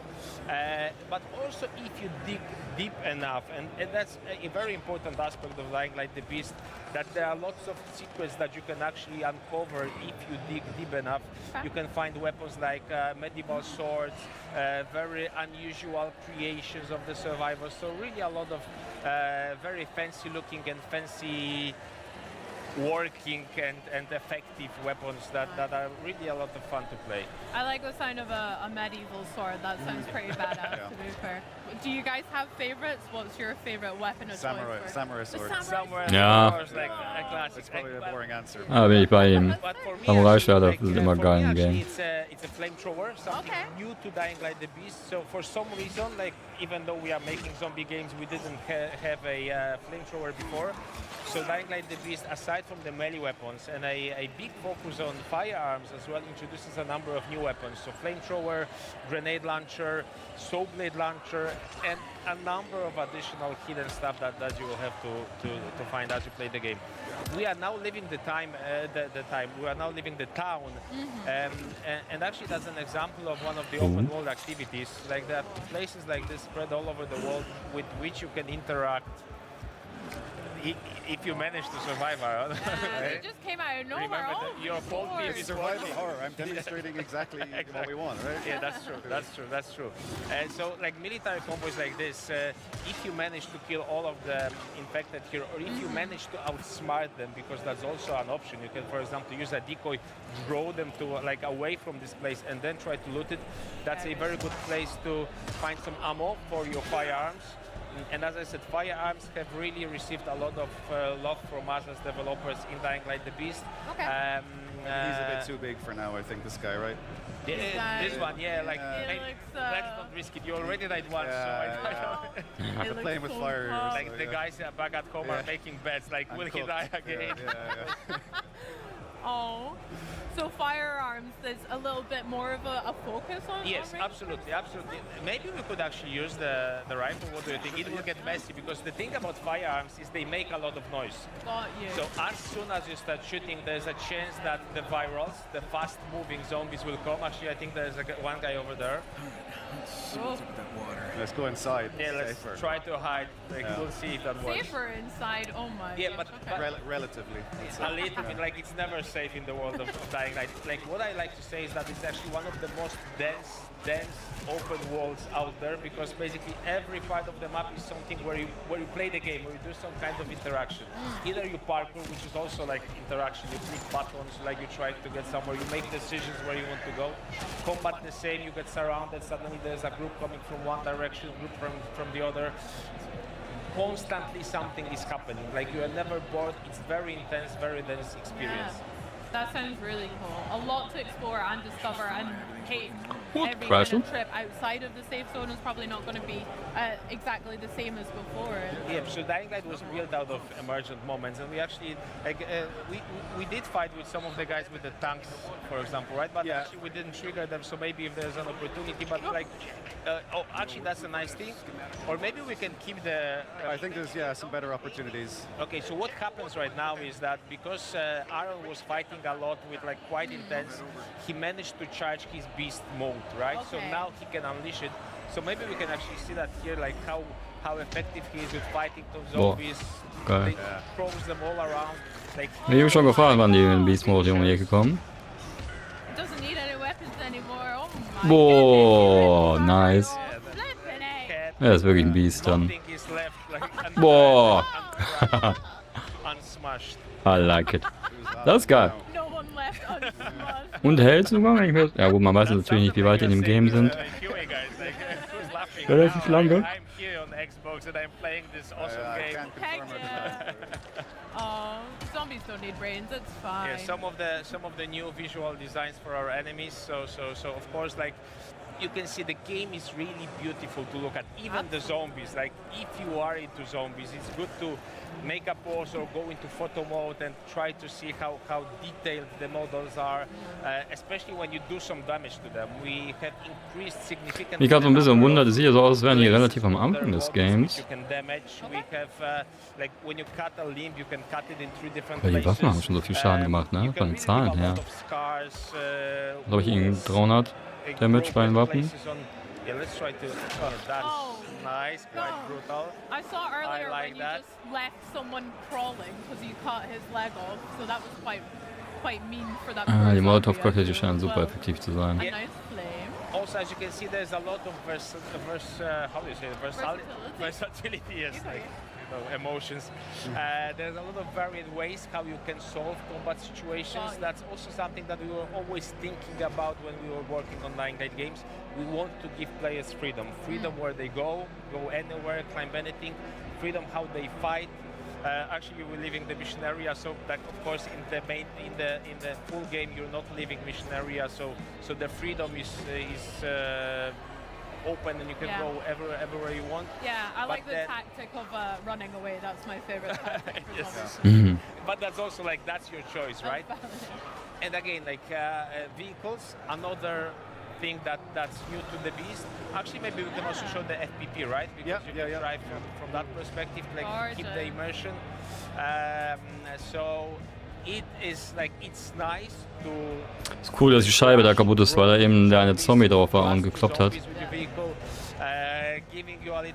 Es wäre dann sonst zu sehen, ob die halt, wenn die länger drauf lässt, ob die komplett kaputt gehen, die Scheibe. Beziehungsweise noch mehr von diesen Macken macht, dann wobei, man geht jetzt in die Perspektive und siehst ja eh, ne? Ja, geil.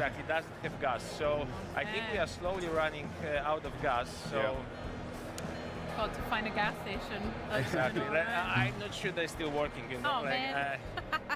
So with our new vehicles and things, is there different areas that we can explore around the world then? No, so actually we decided to choose this one because it fits the environment most, right? So Aaron, when you get up, maybe let's just have a nice look around the place. So taking the view, I love that. Yeah, take the view, and we'll talk about vehicles. So we have chosen those off-road pickups because they fit the environment most.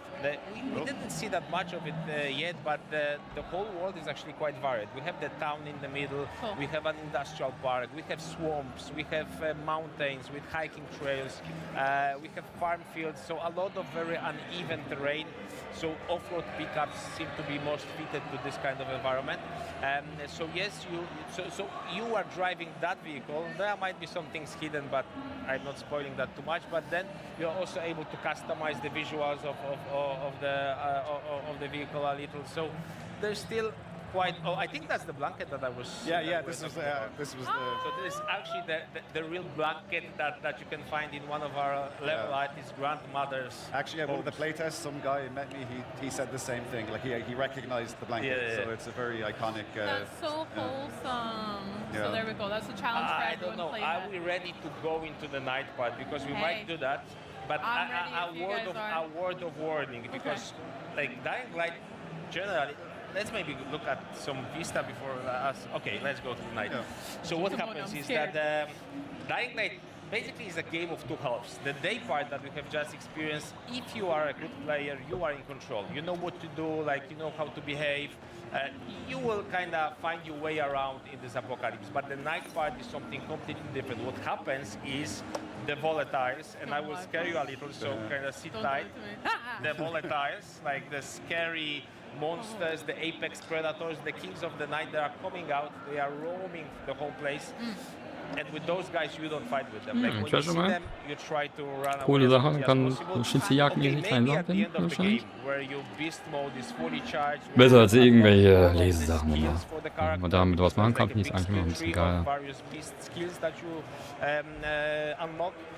If you are kind of fully formed beast mode Kyle Crane, you can fight with them, but without that, it's really, really scary. So maybe we can actually try to sneak upon those guys that so we see them from close. We'll go sneaky beaky. You can see where they are if you use the survivor sense. So that's like a special senses of Kyle Crane where we can see the threats and be aware of the threats they're around already him. onto me. But it seems the volatiles are everywhere. Weil wirklich, ach du Scheiße. That's scary. There's so many. Yeah. Ach du Scheiße. Yeah, this new kind of sensor to see the volatiles around and other zombies. All of the threats, but I think actually, okay, so Chase the chase started. they are onto us, and now like it will get super, super difficult because the guys, like the regular biters, the regular zombies, they're just zombies, They're right? fine, So you can avoid them, you can jump over them basically. With volatiles, they're chasing you, they're right behind you. It's actually good to look behind you from time to time. They're basically better at parkour than you are, so they can really We've seen grab that you. for sure, yeah.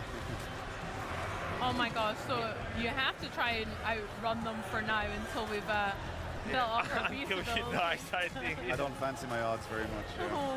But we'll try. So what you can see at the top of the screen, the red bar, it shows you the intensity of the chase. So we are basically in the middle of how intense it can be. What happens Ja, vor allem bei GTA, ja. level?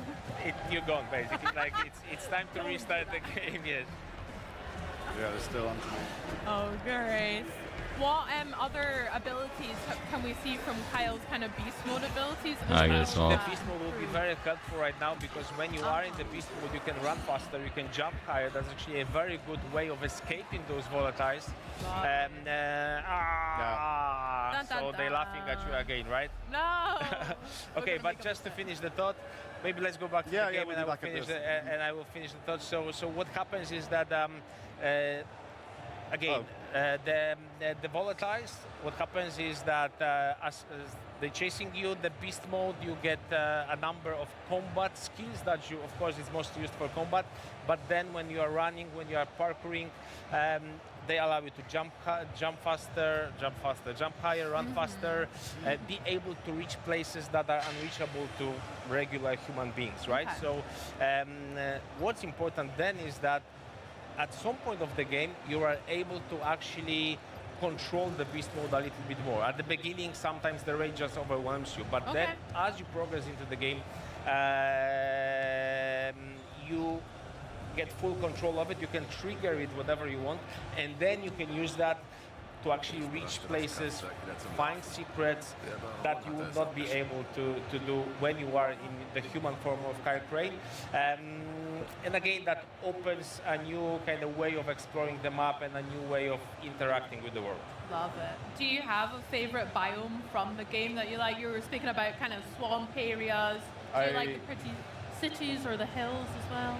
I like we have a really nice storm weather preset. So I like I guess it's the industrial. This area when it's stormy, it's very atmospheric, very nice. The weather is I would say the weather is very nice, but it's not like literally true because the weather tends to be very rainy and stormy from time to time and very gloomy. But it's nice because we have really spent a lot of technical resources on making sure it really looks very, very real. So it rains and you feel like it's raining and that you are there. So and my favorite biome, I would say, is the farm fields. Okay. So, but not when it's raining, because when it's raining, it's actually not that good. What I like is farm fields in full sun. Like you see like how yellow the grain is. It's really very beautiful to look at. Love that. Well, can you tell me a little bit about, I'm really excited to dive into more of the survival kind of element, but what should players watching at home be excited for Dying Light? What about the story and more about the game that you want people to be excited about? I think it's the best Dying Light game that we have ever created. So for the fans, I think it's sold already. But if you have not played Dying Light before, if you have not heard about Dying Light before, absolutely don't be afraid. Be afraid of the volatiles, but don't be afraid to test the game. You will get all of the things that make Dying Light a very special combination. It's a mix of open world and survival horror. It has top of the class parkour, top of the class melee combat, day and night cycle that changes the game as you play, and a very, very emotional, very interesting narrative. I think you will really feel something. You will feel the pain of Kyle Crane, how they were trying to break him, like all of the wrongdoings that happened to him. Ja, könnte man eine coole Story ausmachen, das stimmt. Get free, and you will also get free in the game, and you get a chance, you shot at revenge. It will really be very cathartic. You will feel how good it is to unleash this power in the game.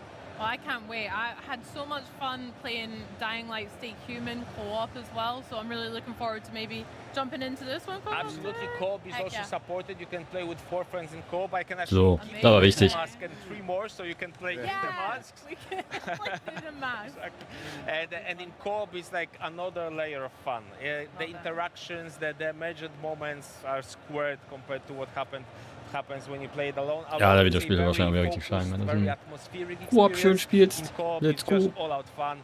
You, your friends, and lots of zombies around. Love it. Well, do you know what? I'm going to come straight over to your guys' booth here at Gamescom and maybe get a whirl, please. You're welcome. As long as you guys play with me, so it won't be Okay, scary. good. Sure. What can we look forward to from Dying Light the Beast Exciting next? bit. Dying Light the Beast releases in 4 weeks, September 19th. So September it's, 19th, Alter. all over the place. PC, PS5, Xbox Series S and X. We can't wait for you to play the game. Amazing. Ja, I can't wait either. Timon, Aaron, thank you. Wann soll man das alles spielen? Thank you so much. A little bit about Dying Light the Beast. I can't wait to Wann play sollen wir more. das alles spielen? But for you guys at home, don't forget to pre-order your copy today. Now then, the Xbox Gamescom broadcast continues with some more trailers, including a world premiere trailer for a game that uses deck building as a metaphor for cooking to whip up something entirely unique. Then we'll hear from Double Fine's Tim Schafer about their new opus Keeper. And don't forget, we've still got World of Warcraft and Call of Duty updates toward the end of the day. And not to mention some news on a little indie game. And that's INDY, not INDIE. See you soon. Morning. Nice day for fishing, ain't it? Oh.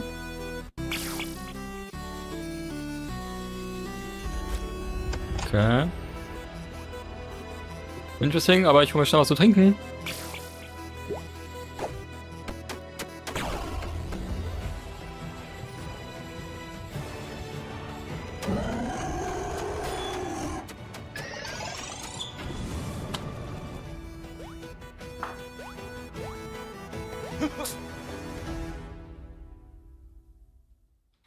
Things are peaceful here in Palopori. But beyond the wall, something has begun to stir.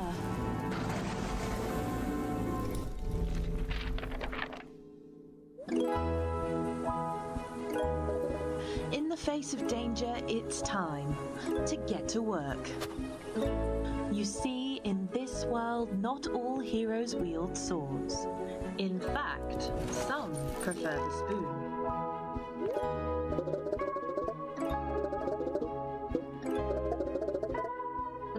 There are some who believe that in order to save the world, you've got to start with a really good meal. And that's exactly what our caretakers need.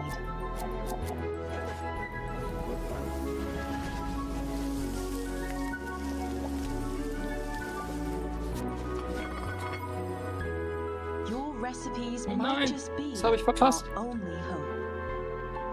Because let's face it, who can save the world on an empty stomach? The delicious meals you make will fuel the caretakers, so that they can battle the ravenous monsters threatening your home. Unbasierte Files. Opening soon. Bistro. Coole Idee, ich glaube. It's Bistro. Beasts who run a bistro. It took me a minute, but I got there. I don't get it. Well, Bistro is Xbox Play anywhere, so if that game looks to your tastes, consider it just one more reason to get excited for the ROG Xbox Ally and Xbox Ally X. But now, it is our sincere pleasure to dig into the latest title from Double Fine, Keeper. Keeper has been turning heads since it's revealed Oh ja, during da hab ich auch June's Bock drauf. Xbox Showcase, and here to bring us some never-before-seen gameplay. It's Haben wir ja schon kurz was zu gesehen. and fan favorite Tim Schafer. Tim, thank you so much for joining us. First off, it's so exciting to have you here, and this game, we're gonna straight out the Im Background dieses Turtle-Poster, ne? Lee Petty's baby. In many, What many the ways. fuck Bit of is a Double das? Fine legend, I hear. Yeah, he was our Absolutely. art director on Brutal Legend and Broken Age. I mean, Das some muss of the ja best irgendein games you've ever Turtle-Franchise dreamed of sein. that someone's worked on. I want to know a little bit more about what it's like working with him and 2025. your team bringing his vision to life. Well, Turtles. Lee has a really, as you can tell from those games, a really strong idea of what a game should look like and how it should feel. Yeah. And he's someone who I've just come to really trust and rely to just have that kind of vision, also be able to execute it. He's really good at technology as well as art, and also leading a team full of noch nicht people so at Double viel. Fine, because it's a very Jetzt, da collaborative das Spiel so environment, so schön. you have to have the right touch, you know. And so mostly what it's like working with him is I just leave him alone.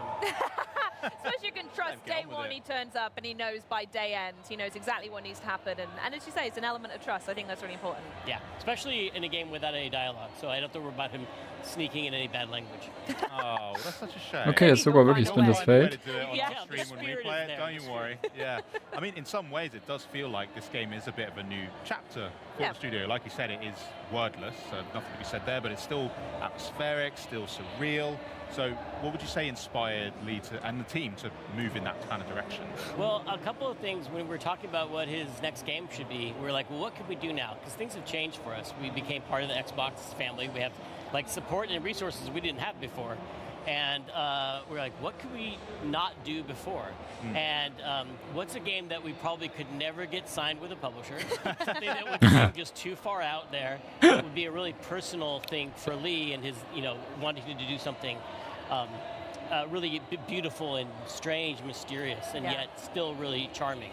And also, I think at that time, a lot of things were going on with a global pandemic. I don't know if you heard about that. Also das werden wir auf jeden Fall auch zocken, weil das And the only way Lee found a lot of escape from that was to go on long scheint hikes auch to eine sehr nature schöne and go cozy Perle zu sein. look at the nature around his house and think I can about see where this is going. Yeah. about how the humanity is really threatened. We didn't know what was going to happen. We were kind of scared, and yet nature just kept going and changing and evolving and interacting with each other, and that was really inspiring to him. And he's also a weird guy who has like a lot of interesting tastes. Grew up on like the Dark Crystal and Cronenberg films and surrealist painters, and so put those things together to make something that was chill like nature, but also a little weird. Yeah. And I think you'll see that in the game. Yeah, when you mentioned Cronenberg films, So schön I'm aus. slightly worried for the seabird, but I'm hoping that Vor allem mal you're sowas Frisches leave anderes. that bit out. So. Well, you're just gonna have to. The game's Yeah, we're not getting anything. Ich meine, klar, allein schon die Idee, dass du halt mit einem Leuchtturm durch die Gegend läufst, ist schon so kreativ anders.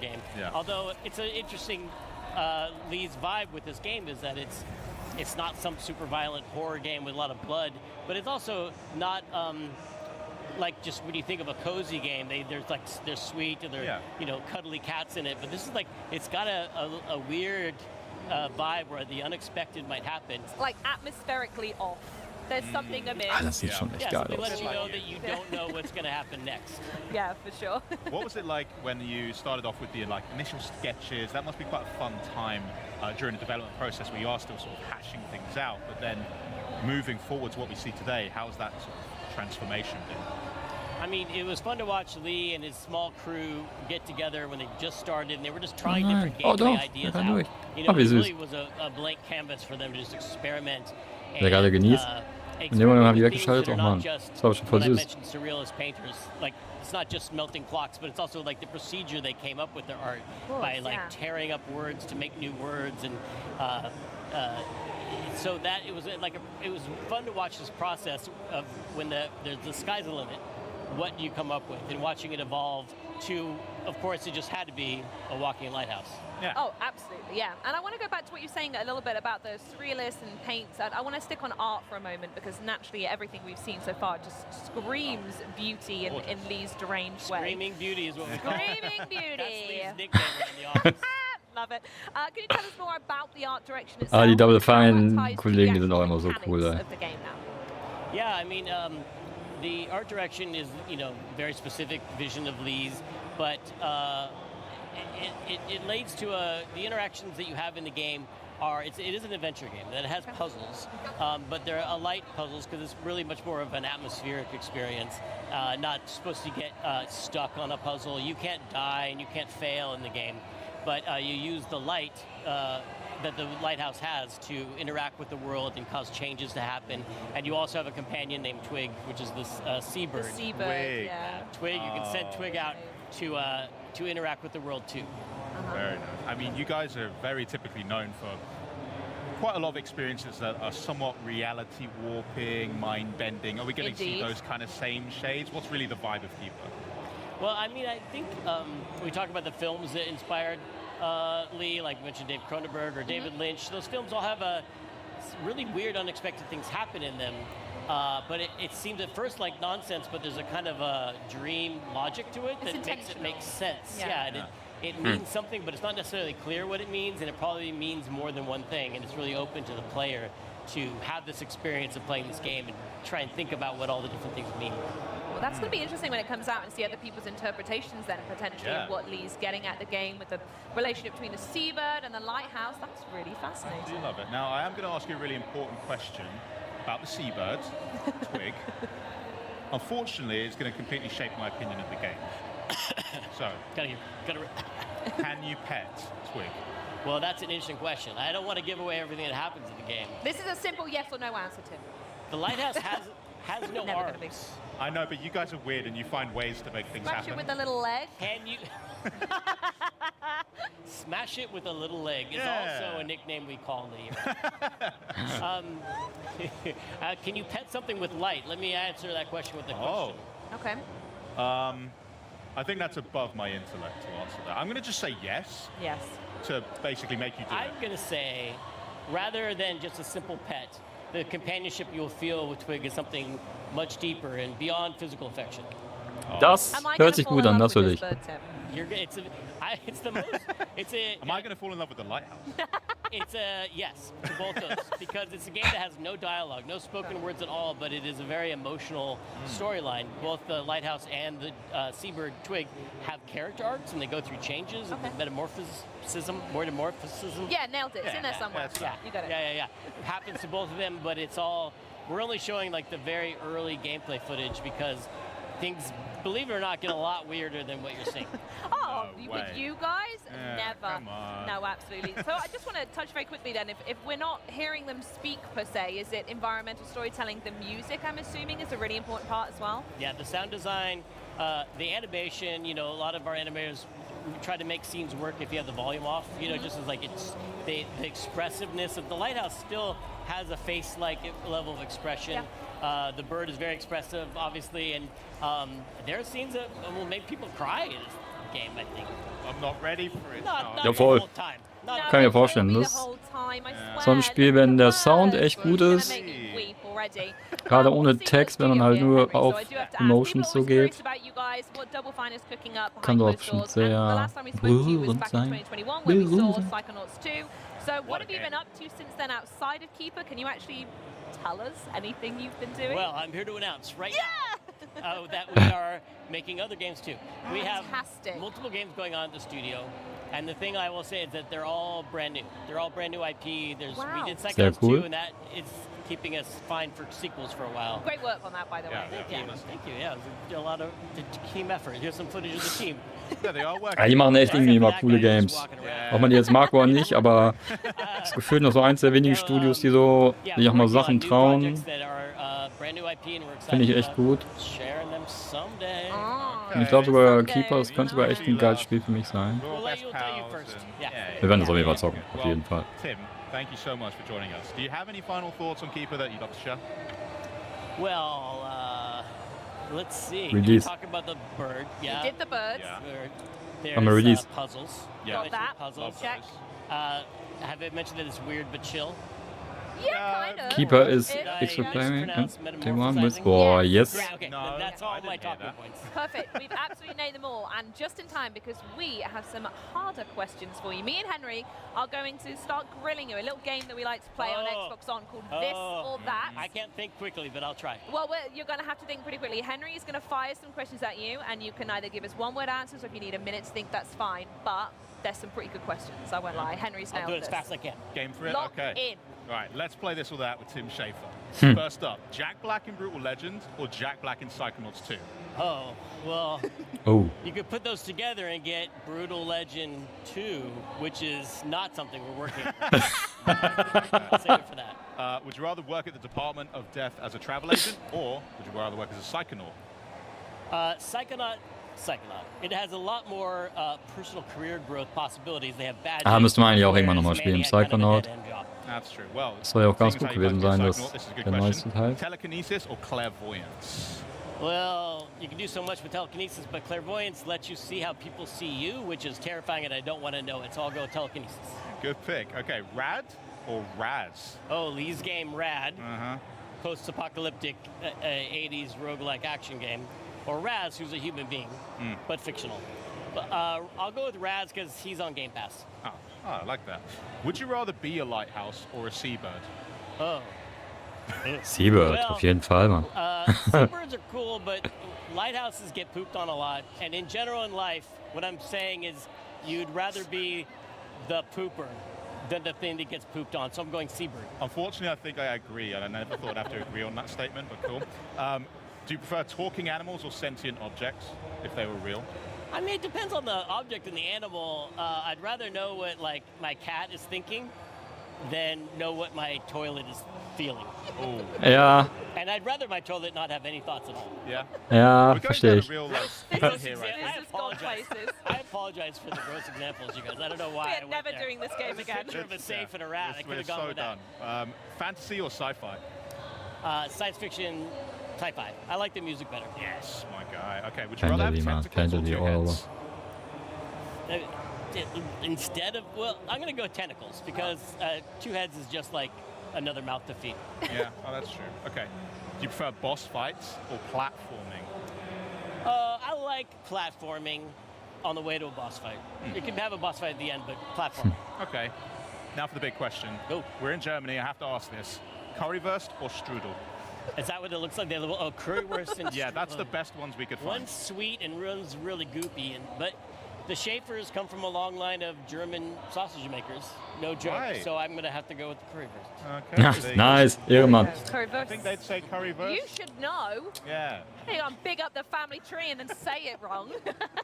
Well, thanks again, Tim. This has been a lot of fun. Remember, guys, Keeper launches on October 17th, 2025. But you October guys can 17. resist it today. And of course, there is still tons more to come up, including this exciting update from our friends at Square Enix that should make those of you anxiously awaiting an Xbox Ally on October 16th pretty happy. But then, stay put for the latest developments in World of Warcraft, Call of Duty, and more on Chronos: The New Dawn. Live from Cologne, Germany, this is Xbox at Gamescom. Sind wir gleich schon mal 3 Stunden, ne? Hätte ich gar nicht gedacht, dass die so lange durchballern. Oh, endlich? Ja. こんにちは。スクエアエニックスの浜口です。私がシリーズディレクターを務めるファイナルファンタジー7リメイクがいよいよ Xbox プラットフォームに登場します。Das wird auch Zeit. 1作目となるファイナルファンタジー7リメイクインターグレードでは主人公のクラウドとその仲間たちが世界を支配する神羅カンパニーや宿敵セフィロスと戦う姿が描かれます。鋼鉄の都市ミッドガルを舞台に繰り広げられる Also schon fast ein Spiel, was ich auch spielen müsste, ne? Aber ich könnte ja die eine oder andere Person hier auf jeden Fall. 忍びの少女ユフィを主人公とする番外編も収録されているので合わせて楽しんで Ah, Yuffie, yes. Die finde ich jetzt mal schon am coolsten. Also mit am coolsten. Ich weiß gar nicht mal all die. Xbox Anywhere. Ja. Xbox on PC. Nur jetzt sagen wir noch Game Pass. Xbox Läuft auf dem Rock, sehr cool, sehr smart.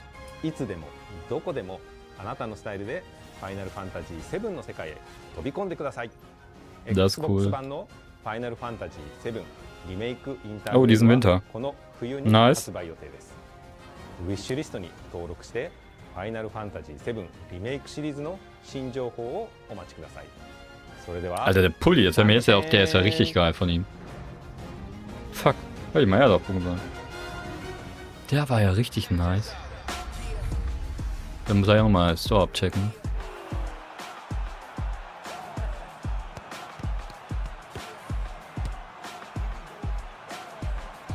Okay, was haben wir da? Goofy Football?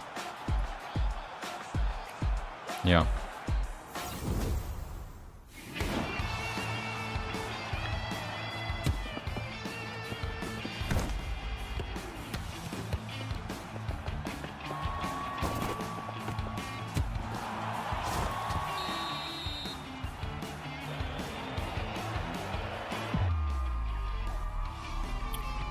Vielleicht so ein bisschen wie Rematch. Nur nicht so Anime. Finde ich cool. Das sieht auch spielerisch mehr wie ein Fußballspiel aus, als wie ein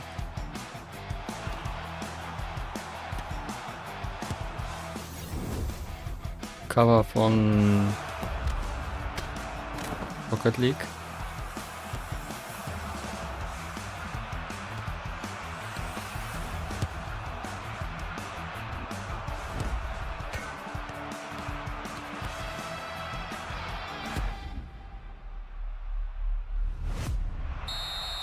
Freestyle Football 2.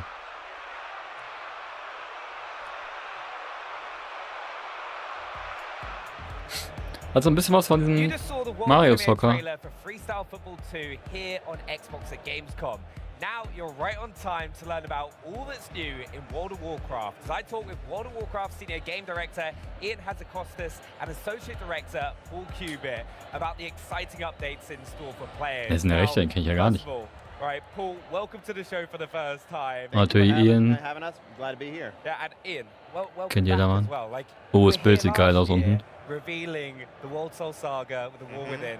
Welcome back. Time for Chapter 2. It's a pleasure to be back. Yeah, I can't believe I've seen your booth. Oh, das sieht nice aus. I think you probably got one of the best booths at Gamescom. I was walking around earlier, I was like blown away Cooler by background. I'm biased, but you're not wrong. Yeah, it's super cool. Yeah, it's really, really cool, especially some of the updates, which we're going to be talking throughout this segment about. But you kicked things off last night with Opening Night Live and that cinematic. Could you kind of explain for people that need to know about what that kind of showed, what's happened up to that moment?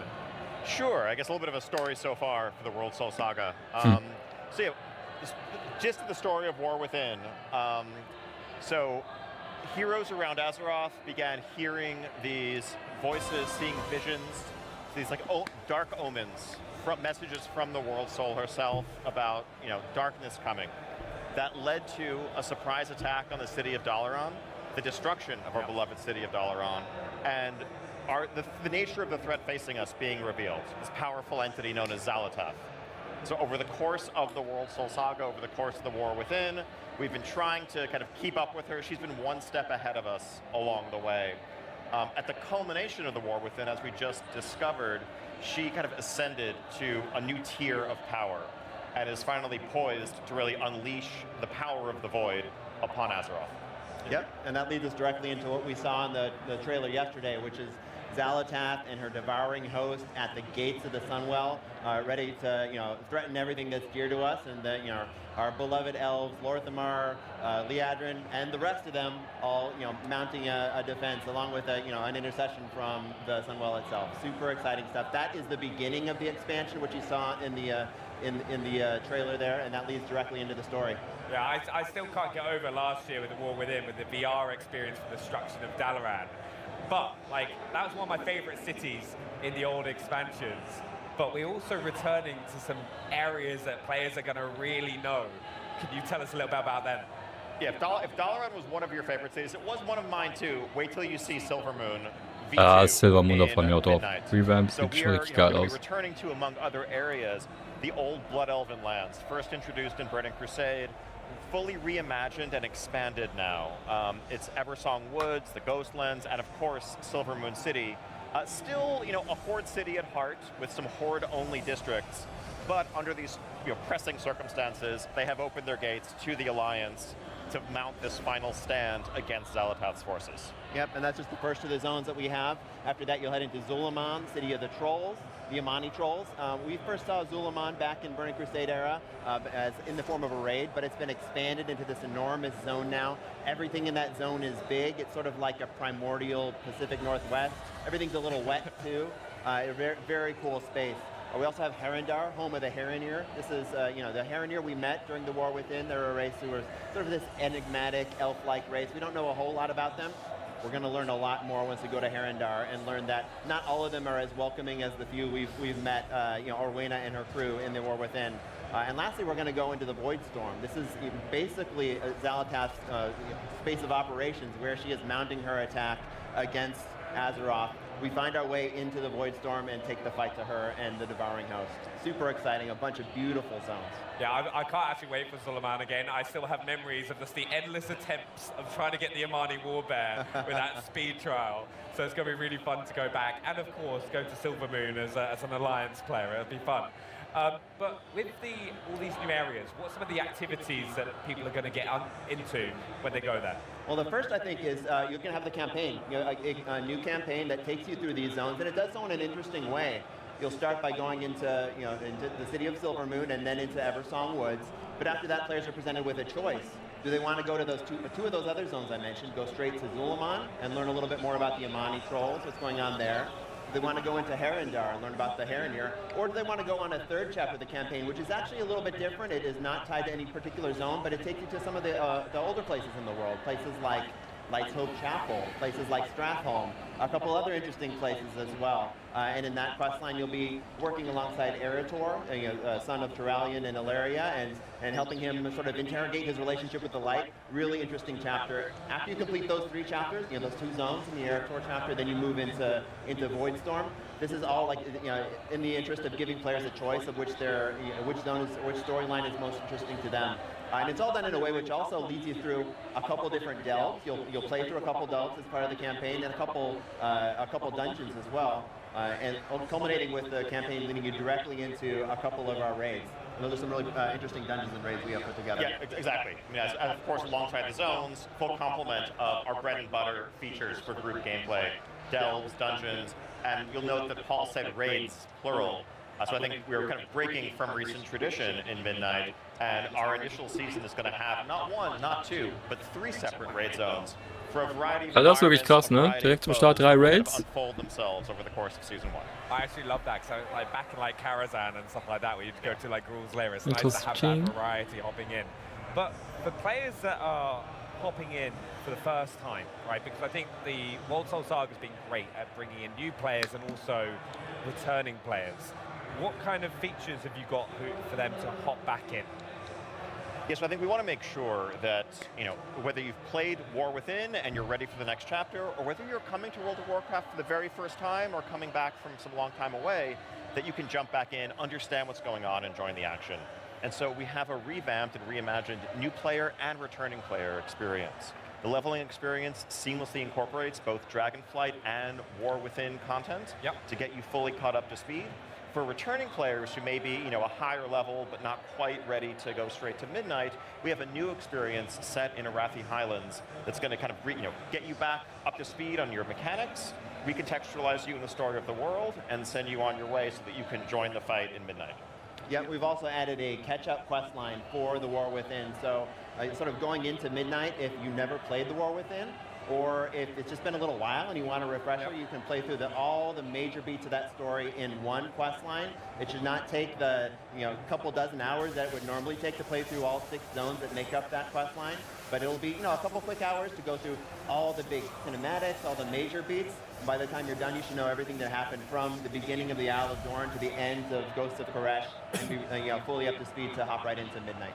Yeah, no, that's amazing as well, because it's a bit more like welcoming as well, to kind of like drag one of your friends to hop in and play with you and explore that, which I'm excited about. But there is one feature, and it kind of goes back to your booth as well, right, that has been requested for so long. Housing? We've got to touch on it. I was watching it as well, your Creator Clash earlier. Player housing. Can you let us know what we're going to experience with that? Absolutely, yeah. We are super excited for people to start stepping into housing. Housing has been a feature which has been in development internally for a long time. We've been sharing little details as we've been developing it over the last year or so. Here at Gamescom, people are finally able to hop in and start, playing with the decor, playing with those systems for the first time. What housing is you can have your own little corner of Azeroth. If you play both Horde and Alliance, you can have a Horde home and an Alliance home, and start decorating those spaces with decor that you'll start with the generous, creative decor that the system sort of just gives you, but then you go explore the world. You might find vendors who sell some interesting tchotchkes here and there. You might work with other crafters on your server who can make some interesting furniture for you. You take all those things, you collect them, and then express yourself in a way that we think is, really just lets players express themselves however they want. Yeah, really, I think boundless self-expression is really, it's like a hallmark design pillar of the feature. We kind of threw out the entire rule book here, including gravity. If you want a table that floats in midair, you want a table that's upside down, you can do it. I think we really wanted to unleash players' creativity to make their houses the full expression of their personality. And it's not just, a single house that is your own, you're also going to be part of a neighborhood community. So we wanted to make sure when designing this feature that it didn't feel solitary if you didn't want it to be. That you were kind of connected, there's reasons for others to come into your home. Das Gebiet gefällt mir echt gar nicht, ne? For you to feel like part of a group. Oh, it's amazing. Also, for people that have been playing for a long time, so it's one of the first things I wanted to know when I heard about player housing coming in. Been playing since the Burning Crusade. Am I going to have some extra cool bits to add into my house for that? You should, yeah. If you've been playing for decades, as it sounds like you have, then yeah, there's plenty of achievements that you would automatically have completed that would grant you decor. If you've advanced your professions, you may have access to build some of those things that would take other people, a little bit more time to get those professions to the point where they can build that particular piece of decor. So yeah, we want to make sure that people who've been playing for a while are rewarded for that play. Of course, this also comes along with that we don't want to have any of that be exclusive. So if you are just coming into World of Warcraft for the first time in Midnight, none of those should be opportunities that were only accessible to you in 2008 and they're gone. Anybody can go back and get that stuff whenever you like. Yeah, I can already tell, Sam from our team will be hanging a warglaive up above his door, without a doubt. But one of the big things as well, right? People aren't going to have to wait for the launch of Midnight to get their hands on player housing, are they? Das ist cool, wenn diese Bilder wirklich so leicht animiert sind. Das ist nice. Player housing will actually be coming before Midnight in our final War Within patch, 11.2.7, coming later this year. So anyone who owns Midnight at that point can claim their first house, begin decorating it, and all players, even if you don't yet own Midnight, can start building their collection of decor, though you will need the expansion to actually have a house to put it in. Ja, macht Sinn. Okay, that makes a lot of sense. I'm excited for it. But what's next for the team? Now you've kind of announced Midnight, shown the cinematic trailer. What's next? I mean, excited to get back and kind of finish this game. We're going to be talking very soon about our first public alpha tests and then a larger beta to follow. And all of this, getting player feedback, helping polish the game, and building towards a release in early 2026. Yep, and we're going to be here at Gamescom all week as well. Ian and Maria Hamilton will be talking tomorrow about some of the characters and zones within the expansion in a little bit more detail. And then later on in the week, Ian and I will do a big systems download where we talk about a lot of the systems that make up the game. Yeah, I was going to ask about what else can players get involved, viewers get involved in with World of Warcraft, because you've got so much going on. We mentioned the Creator Clash earlier. Are there more shows out today? The streams people can go watch as well afterwards?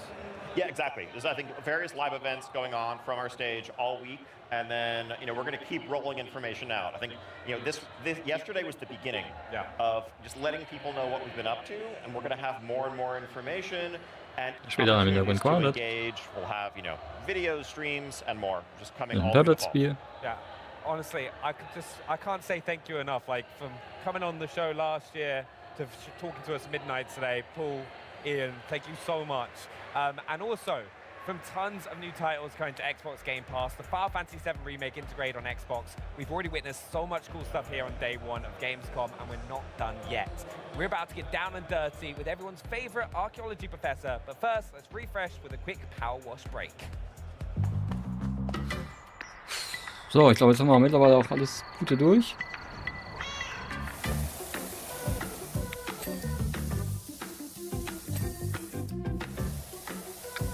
Ja. Lustiges Spiel, aber ja auch nicht, ne?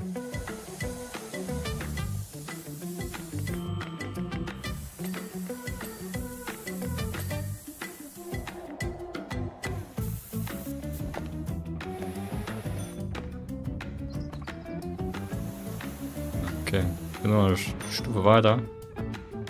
Also sollen wir vielleicht mal eine Wohnung dekorieren, ne?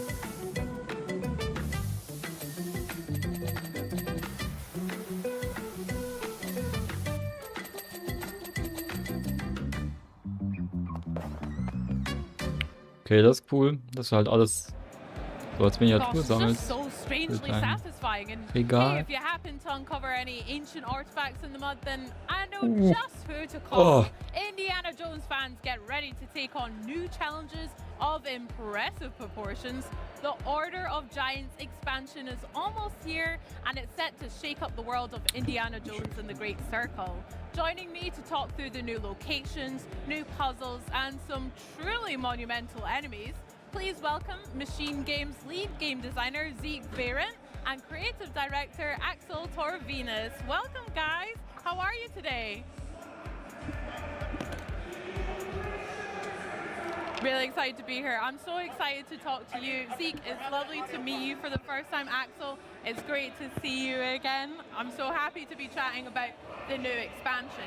So, to catch us up, if we haven't already played the game, I mean, first of all, what are you guys doing? I've had a great time playing it. But for those of us who haven't maybe had a chance to dip into the world of Indiana Jones and the Great Circle, what would you say is a great thing to get us used to the Order of Giants, and how does it fit in with the game so far? Yeah, so the Order of the Giants is an extension, so you can start playing it right from the beginning of the, well, not right from the beginning of the game, but as you journey through the Vatican, you it's a natural extension into the plot of the Great Circle, and so it fits quite well in. Oh no. Sorry, Axel, you want to take this one? Yeah. Well, I mean, it's basically about deepening the mystery and the lore about the Nephilim and the Order of Giants. Ah, ist aber jemand ein bisschen nervös. It takes place and it starts off in the Vatican. That's where the game, the DLC kicks off. And from there we will venture into a lot of new areas, new biomes, new puzzles, new mysteries, a lot of new exciting content for you to enjoy. Very exciting. I can't wait to see what kind of the new locations are, because one of my favorite parts was obviously exploring some of the ancient Egyptian tombs in the main game. Because I've loved ancient Egypt ever since I was younger, so feeling that through India as well was so class. I can't wait for that. Now, Axel, you're mentioning the Nephilim Order, and I really love Locus, obviously, in the first, the main game. But tell us a little bit more about the lore behind the Order and the giants we can expect in this game. Absolutely, and without giving away too many spoilers, because that would be boring, right? But the core premise is that within the Vatican you will encounter this mysterious character, Father Ricci. He is very obsessed with this idea of a secret chamber and a certain artifact and a relic that he's hunting for. And he asks Indiana Jones for help to unravel the mystery of him.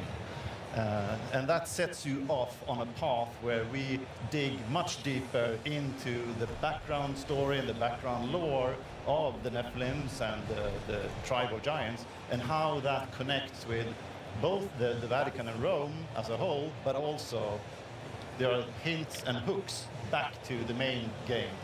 Got you. Very interesting. So, do you think, would you say the story itself is quite self-contained? How much of that is, or how much does it affect the main game, or how much can be enjoyed independently from it as well?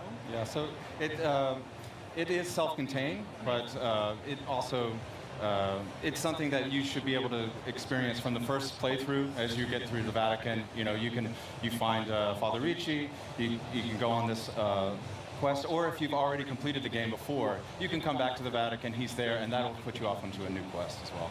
Love that. I can't wait to experience it then as well. Ja. Now, as we're looking Na, forward auf to jeden Fall that, reinschauen. I really enjoyed some of the side stories that we would go off and do, the adventures with Indy, or even just snapping some pictures. So lots more of that to look forward to in the Order of Giants. Oh yeah, yeah. So we have like lots of brand new puzzles, lots of new mechanics, new enemies, and all of our puzzles are like from fresh. You know, we were new mechanics, and we're not recycling anything there. As well, we also have 2 new adventure books that you can find, tons of notes that will give you backstory about the history of the Nephilim and other things. And as Axel has said, this is the kind of content that ties into, you know, the story, you know, from before. Like, you'd be able to find out more about some things that you kind of maybe overlooked, and also about the story to come. So, you know, in your journal, you'll have all these notes, and it fits right into, like, you know, that journey of filling the journal from, like, the very first note you pick up in Marshall College all the way to what you find in Iraq at the end. Heck yeah. Oh, that sounds so exciting. I wanted to ask about the adventure books because I love the way you guys integrated that as a way to level up indie skills and stuff. I wish I could do that. I mean, yeah, I guess reading does help develop new skills, so there we go. But yeah, we can expect to see some more and maybe collect some more in the DLC as well. Yeah, yeah, 2 new adventure books, and of course these are things that you need to go exploring around to be able to find. You know, these are not locked, these aren't just like standing out in the open, but you need to go exploring, find little puzzles, solve mysteries, and it fits right into the, you know, the whole idea of being Indiana Jones, being curious and always open for discovery. Got you. You guys must be so smart doing puzzles all the time in-game and in the office and stuff, crafting these ones. Wow, I'm jealous.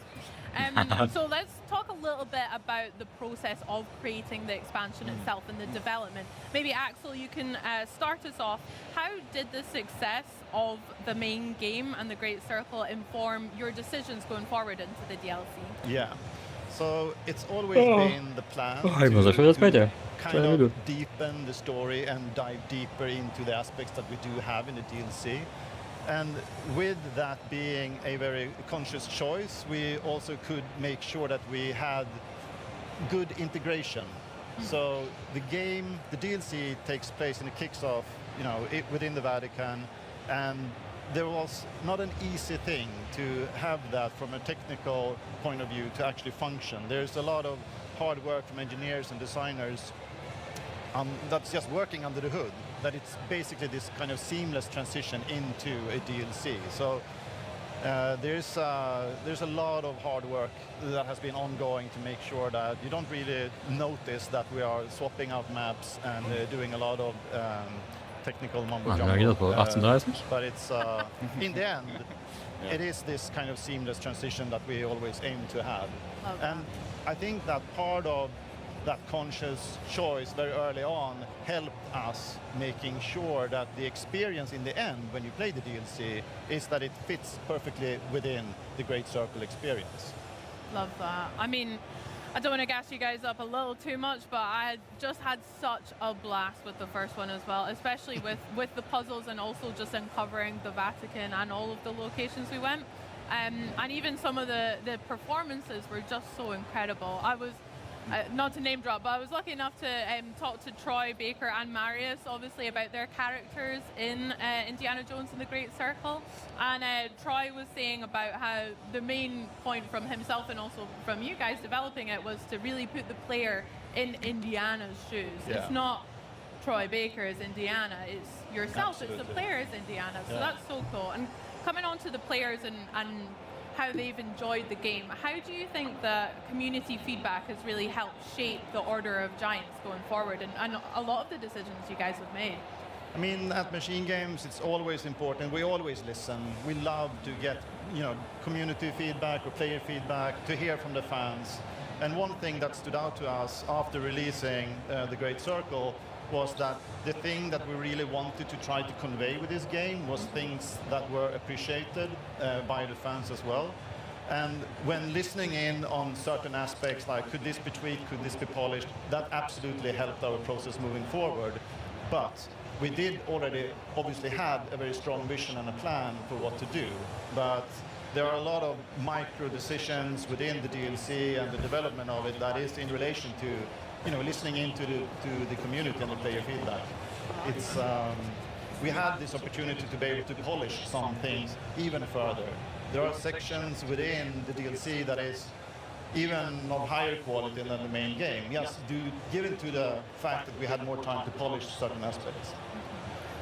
I would say it was a really great place to be in terms of confidence on development side, on design side. Like being off the base game and going right into DLC, all of the level designers really had a nice chance to just start making new puzzles from, after years of working on a lot of content that had been started long before. We had a lot of new people join, and so this was their first time to get to take a puzzle from start to finish, and it was just, having like the success behind it was, and all the fans saying that they wanted more was just the greatest impetus. Heck yeah, that sounds really refreshing as well, like really gearing up. I love that. Well, speaking of developing it, and Zeke, maybe you can give us a little bit of insight behind the curtains and what the team were up to. Was there any fun, fan favorite moments from or experiences that you could share with us from the team about making Order of Giants? Oh, I was thinking, I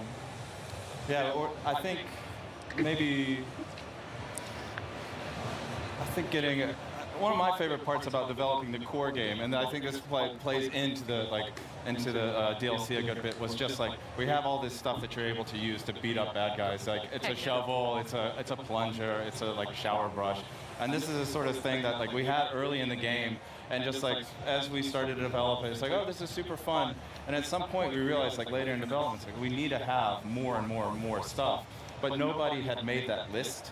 But one day the associate game director, Frederick Jungdahl, stepped forward and he was like, "Hey, Zeke, I just have this 150 weapons that I'd like to suggest." And so I think that carried on through, the base game, and actually as we started into the DLC, it was just what are we going to be able to hit our enemies with now as well? Flip, that's a lot of choice. I mean, India is certainly well equipped there. That's sick. Yeah. Well, I have to ask, guys, when and how can we access the new update? Yeah, so on September 4th, it's out. If you have premium or premium upgrade or the collector's edition, you will be able to access that. If you only have the base version of the game, it will be accessible and you can purchase it as a standalone as well. But you need to have the base game to be able to enjoy the DLC. Okay, amazing. I can't wait to play myself. Nochmal das Hauptspiel auf den DLC, das war ja fast klar. All over again. I can't wait. Nice. Well, Axel, Zeke, it's Ich been so wahrscheinlich much kein fun Standalone chatting sein. all things Order of Giants. Congratulations again on the main game. Can't wait to play it, and maybe we should go over to the Indiana Jones booth over there and have a look at the puzzles there. Yeah, but yeah, thank you guys. Thank you. Now, from ourselves here at the Xbox at Gamescom broadcast, we have a very special edition of the official Call of Duty podcast. But first, we're about to fall into the disturbing world of Chronos, the New Dawn, the latest nightmare from Bloober Team. I can't wait to play. Let's join the Traveler in their fight to survive and enjoy some never-before-seen gameplay. Hello, my That's name a is trailer? Wojciech Pinko and I'm a game director of Chronos the New Dawn. And today I'll be your guide through the abandoned factory, which actually was a ground zero for the disease, the change that wiped out humanity. So let's quickly bind weapons to shortcuts. And let's go. In Chronos you can break crates to find more loot, which will be really important. And the first enemy. No signs of life. I think we are safe. So let's move forward.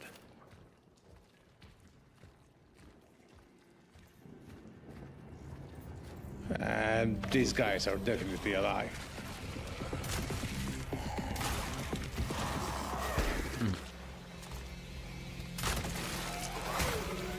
Combat in Chronos may be quite challenging, and the enemies can hit hard.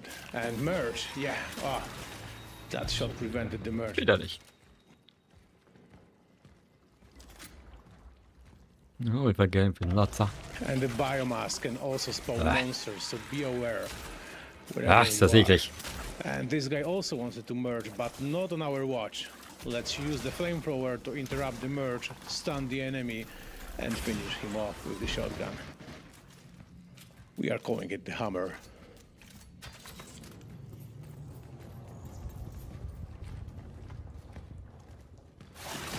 And the new one. I think this one is, yeah, it's the Puker. He has a range attack, so let's get far away and, oh yeah, use a barrel to destroy the enemies. Like, using environment is also super important. Don't forget that you can also charge your weapons. So please notice that the Traveler sometimes presses the trigger to fire like a single bullet, but also sometimes charges it, so the bullet will have more damage, but will also got like a piercing ability. Of course, I'm talking right now about the pistol. The shotgun works different. The shotgun increases the spread when you're charging the weapon. Okay, das ist natürlich cool, Mechanik. Je länger du Shotgun auflädst, umso mehr Spread hier. And the big guy just woke up. Chill. This is the charging, yeah? The weapon has been charged, and we got hit. Let's switch weapon to the submachine gun. The big guy wants to merge, so yeah. Again, using a flamethrower to interrupt the merge. Remember, don't let them merge. Use also the canister that was set in the environment, and the enemy is gone.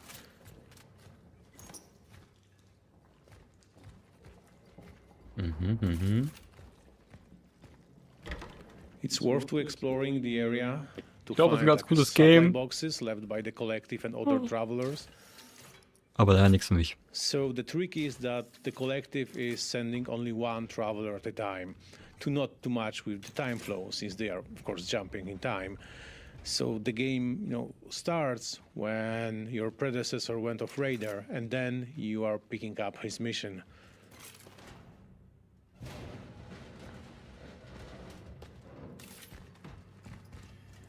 Let's squeeze through, and I can hear some monsters. Oh, nicht lässt, Oh, and the soul, the essence of someone we extracted before, is talking to us. Oh, the Joe grabbed us. We called this monster a Joe. It's like a sticking or being attached to a wall, ceilings, and it can grab you as a traps. But you can hear them always, like, yeah, there is one more. And now, he will not grab us. We can safely loot the place.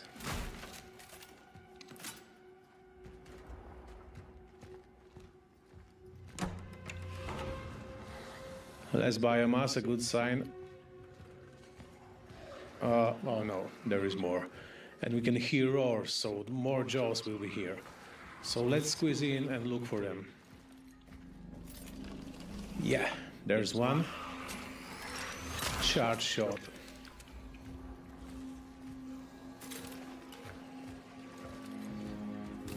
And more growls means that the area isn't clear yet. Yes. One more charge shot, one more down. And I don't hear them anymore. I think this sector is clear.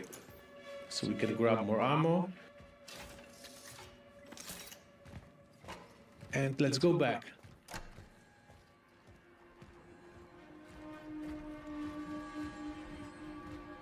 Der Charakter ist auf jeden Fall ein bisschen schwerfälliger. Oh, this one has spikes on its body. It means that, yeah, it's more powerful than previous monsters. He hit really hard. Reposition is a key to victory in Chronos. Yeah, you need to act fast. Yeah, charge your weapons like this. That was a juicy shot.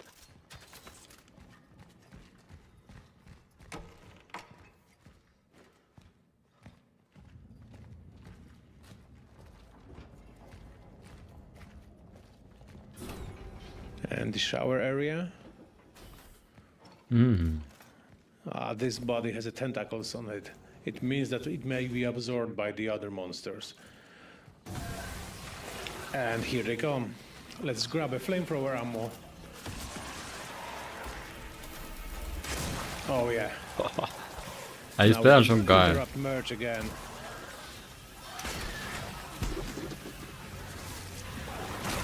Boah. Schall aus dem Nichts.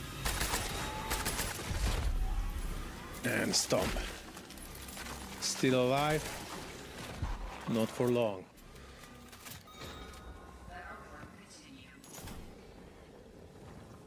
The gates are detecting monsters and they are sometimes closing you with them, but if you dispatch them, the gates will open.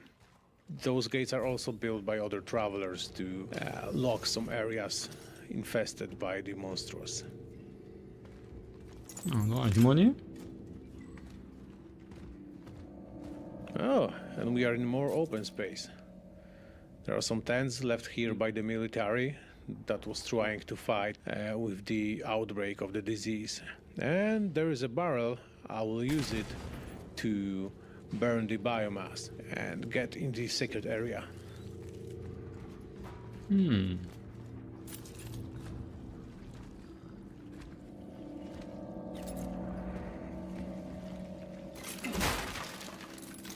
A shell patch. This is like a health pack and a lot of loot.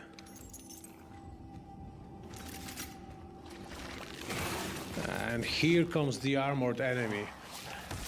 Its body is covered with the armor, so you need to aim at the exposed parts. Oh yeah, you can see that the bullets are bouncing off the armor, but I think the chest is exposed, so yeah, let's use it against him.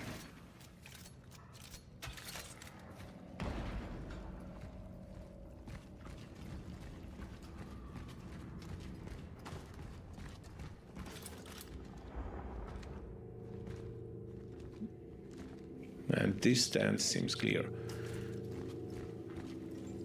So as a traveler, you must constantly be aware of your surroundings. Like loot every place you can. Also, you can craft some ammunition, for example. We need to make a space for more crafting materials. So yeah, torch fuel also will be needed. And now we can grab more metal scraps from the shelf. Use a health patch to heal ourselves, and let's delve into the rest of the factory.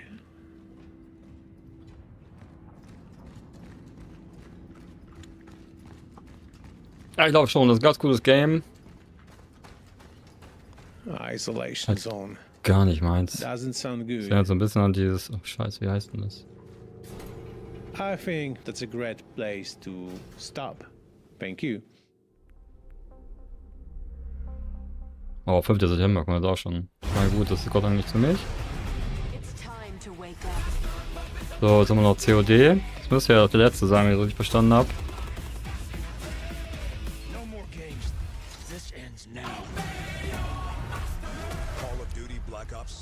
Mal jetzt mal die Werbung. Ja, wahrscheinlich ist jetzt die Werbung um... Achso, so official Podcast, ne? Ja, gut, jetzt. Für mich persönlich überhaupt nicht interessant, weil COD gar nicht meins ist. Dementsprechend würde ich sagen, wir machen jetzt hier Feierabend. Danke fürs Zuhören, fürs Reinschalten. Morgen ist Teil 2. Den werden wir uns auf jeden Fall wohl auch noch reingeziehen. Ich weiß gar nicht mehr, was da alles noch vorgestellt wird, aber ja. Eventuell machen wir nachher noch ein bisschen Prince of Persia. Ich werde erstmal ein bisschen was essen. Gerade ein bisschen bewegen. Dieses 3,5 Stunden hier rumsitzen ist dann doch ein bisschen anstrengend. Ja. Ich sag danke und bis bald.